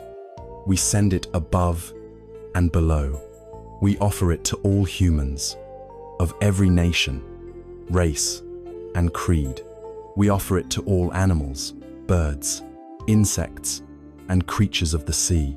We extend it to all beings seen and unseen, near and far, in this world and in all realms of existence. We visualize our heart as a radiant sun, sending out infinite waves of warm golden light, suffusing the entire universe with the simple, powerful wish. May all beings be safe. May all beings be happy. May all beings be healthy. May all beings live with ease. This powerful practice does not just create a pleasant feeling during meditation. The Buddha taught that its regular cultivation brings about profound and tangible changes in our lives. He enumerated 11 specific benefits that come to one who practices metta. They sleep and wake in comfort, free from the agitation of an angry mind. They do not have nightmares. They become dear and beloved to other people, who are naturally drawn to their kind and non-judgmental presence. They are even said to be dear to non-human beings, a beautiful metaphor for living in harmony with the natural world. Their mind becomes easy to concentrate, as it is no longer disturbed by ill will. Their complexion becomes bright, as their inner peace radiates outward. They are protected from inner poisons of fear and hatred, and it is said that one who dies with a heart full of metta dies peacefully and unconfused, destined for a happy state of being. Ultimately, the formal practice of metta meditation is a training that we take with us into our daily lives. The true test of metta is how it manifests in our interactions. It can be practiced informally at any time. When you are standing in a long line, you can silently offer metta to the people around you. When you are stuck in traffic, instead of succumbing to road rage, you can wish the other drivers well. May you arrive at your destination safely. When you see a post on social media that triggers a feeling of envy, you can consciously pivot to wishing that person genuine happiness. Every interaction with a colleague, a family member, or a stranger becomes an opportunity to silently offer a kind wish, to radiate a gentle friendliness. Metta, this boundless, unconditional goodwill, is the heart's ultimate expression of freedom. It is the final and complete antidote to fear, anger, jealousy, and the illusion of a separate self. When our heart is filled with metta, there is no room for ill will. When we see all beings as worthy of our kind wishes, the boundaries of us versus them dissolve into a luminous, interconnected whole. It is the realization that our own happiness is fundamentally inseparable from the happiness of all beings. With a heart made steady and open by compassion, and now made radiant and joyful by loving kindness, we have all the tools we need to walk through the world as a source of peace, a beacon of warmth, and a living embodiment of the awakened heart. We have traveled an immense distance on this inner journey together. We began in the noisy, restless chaos of the untamed mind, the realm of the chattering monkey. We found our first moment of refuge in the simple, profound anchor of the breath. From that stable ground, we looked with courage at the nature of our experience, diagnosing the universal condition of dukkha, the pervasive stress and unsatisfactoriness of a life lived in confusion. We uncovered its root in the burning, insatiable thirst of tanha, the endless craving that keeps us drinking salt water. And then, a great hope dawned, the third noble truth of Nirodha, the promise that this thirst could cease, and that a state of profound peace called nirvana was possible. Finally, we were given the blueprint for the journey, the beautiful and holistic design for living known as the Noble Eightfold Path. We have explored its divisions of wisdom, ethical conduct, and mental discipline. We have learned to cultivate a heart of boundless compassion and loving kindness. And so, after this long pilgrimage, the final question arises: where have we arrived? What is this enlightenment, this nirvana, that is the ultimate promise of the path? The answer is perhaps the most surprising, and ultimately, the most liberating teaching of all. We have not arrived in some distant, mystical realm. We have not been transported to a heavenly paradise. We have arrived exactly where we began, right here, in the heart of our messy, beautiful, complicated, ordinary human life. The goal of the path is not to escape from our lives, but to finally, for the first time, learn how to fully live them. The liberation spoken of is not a freedom from the conditions of our life, but a freedom within the conditions of our life. This is the truth of everyday nirvana. It is the discovery that the sacred is hidden in the ordinary, and that enlightenment is not a destination to be reached, but a way of being in each and every moment. One of the greatest obstacles to this realization is our own romantic and fantastical idea of what enlightenment is. We have been conditioned by stories to imagine an enlightened being as someone almost inhuman.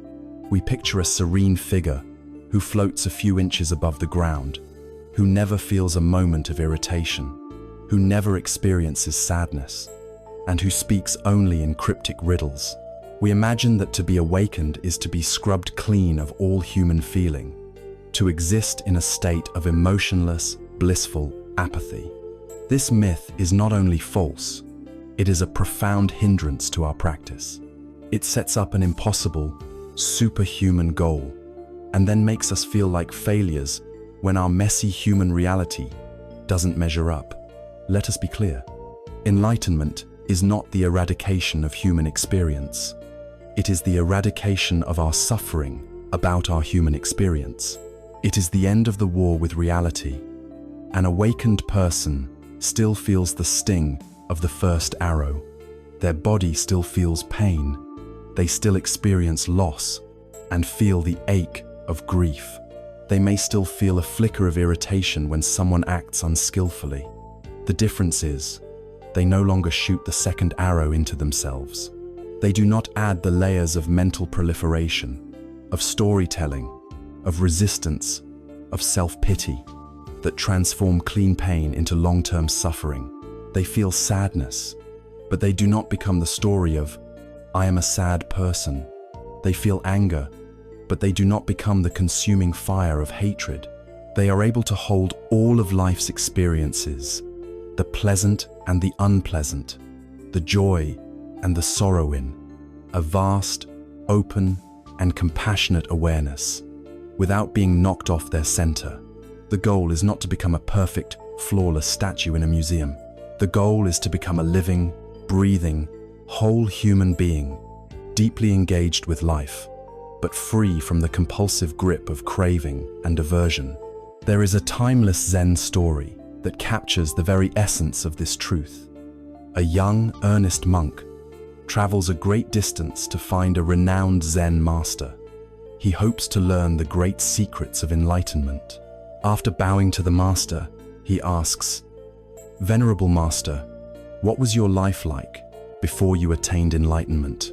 The master replies, "Before enlightenment, I chopped wood and I carried water."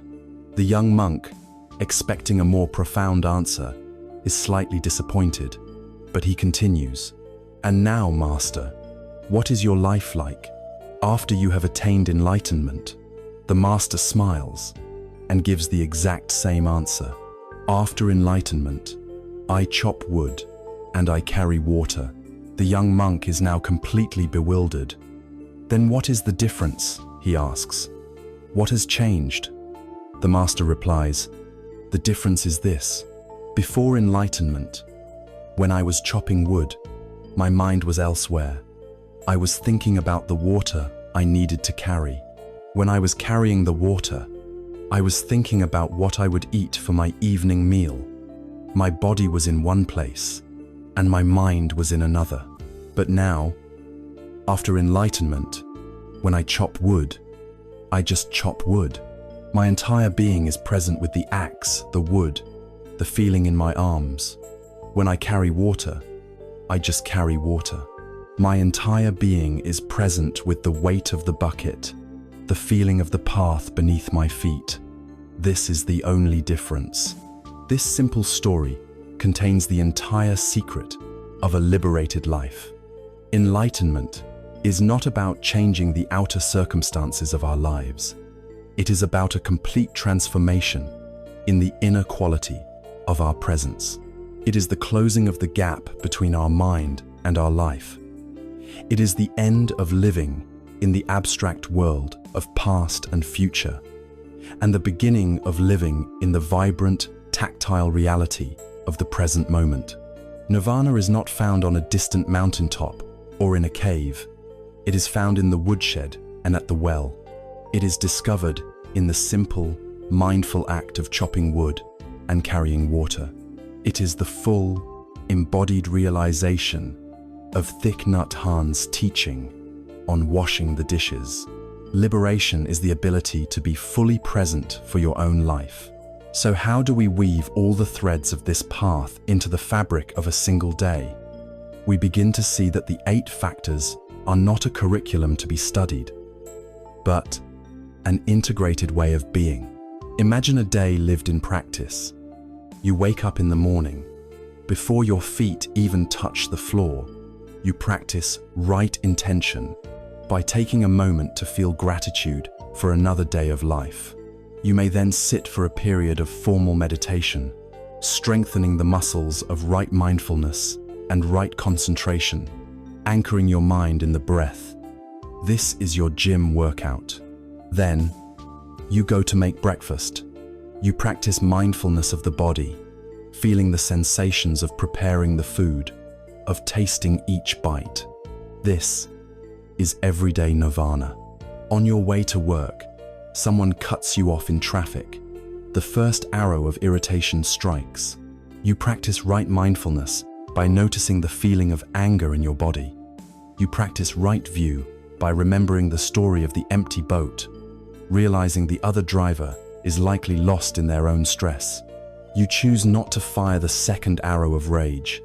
Instead, you practice right effort by letting go of the anger, and right intention by cultivating a flicker of metta, wishing them a safe journey. This is the path in action. At work, you practice right livelihood by bringing integrity and an intention of service to your tasks. A difficult email arrives. You practice right speech by pausing, calming your mind, and composing a reply that is truthful, beneficial, and kind. A colleague is struggling.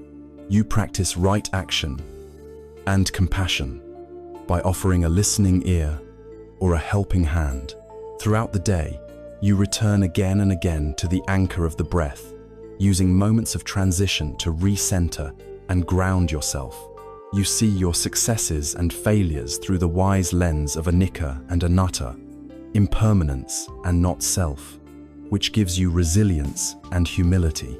In the evening, you share a meal with loved ones, practicing mindful listening, offering them the gift of your full presence. Before you sleep, you may take a moment to review the day, not with judgment, but with self-compassion, acknowledging your successes and your shortcomings with kindness, and letting go of any resentments you may be carrying.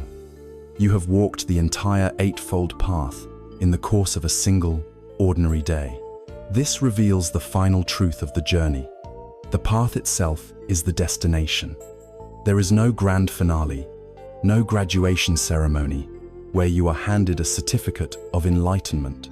Every moment you are mindful is a moment of enlightenment. Every time you choose kindness over anger is an expression of an awakened heart. Every time you let go of clinging is a taste of nirvana. The practice does not end, it deepens. It becomes less of something you do and more of something you are. It becomes as natural and as effortless as breathing. Therefore, the ultimate miracle is not walking on water or reading minds. The ultimate miracle is to be fully present for the unfolding of your own life. It is to find the sacred in the mundane, the extraordinary in the ordinary. It is to wash the dishes, to chop the wood, to carry the water with your whole being. This is the freedom that the Buddha promised. It is a peace that is not dependent on external conditions. It is a joy that arises from within, and it is not hidden in some far-off place. It is available to all of us, right now, hidden in plain sight, waiting to be discovered in the profound, simple, and miraculous reality of our own everyday life. Our journey together is drawing to a close. We began in the quiet darkness of a restless night, in the noisy silence of a mind caught in the storm of modern life. We felt the pull of the past and the anxiety of the future, a state of being so common, it feels inescapable. And yet, over these past hours, we have walked a very different path. We have dared to sit still, to turn our gaze inward, and to explore the vast inner landscape of our own heart and mind. We have met the chattering monkey mind and learned to befriend it. We found our anchor in the simple, steady rhythm of the breath. We learned to see our thoughts not as our masters, but as passing clouds in the vast, open sky of awareness. We looked with courage into the face of our own suffering, and we found its cause not in the world outside, but in the clinging and craving of our own minds. And in that discovery, we found the profound hope that freedom is possible, that the thirst can be quenched, that peace is our birthright. We have been given a map, the Noble Eightfold Path, a complete design for a life of wisdom, integrity, and profound peace. We have learned to cultivate a heart that can remain open in the face of pain, and a spirit that can radiate boundless goodwill to all. We have learned that enlightenment is not found in leaving our lives, but in learning how to chop wood and carry water with our entire being. And so now, we return to where we began, but we do not return the same. The core message of this entire journey is as simple as it is revolutionary. The peace you have been seeking is not out there. It is not in the next achievement, the next relationship, the next purchase, or the next destination. The frantic search for peace in the external world is the very activity that creates our restlessness. The entire path is a gentle turning around, a journey of 180 degrees, from looking outside for fulfillment to discovering the treasure that has been buried in our own backyard all along. Peace is not something you create, acquire, or achieve. It is something you uncover. It is your fundamental nature. It is the deep, silent, clear water that is always present beneath the turbulent waves of thought and emotion.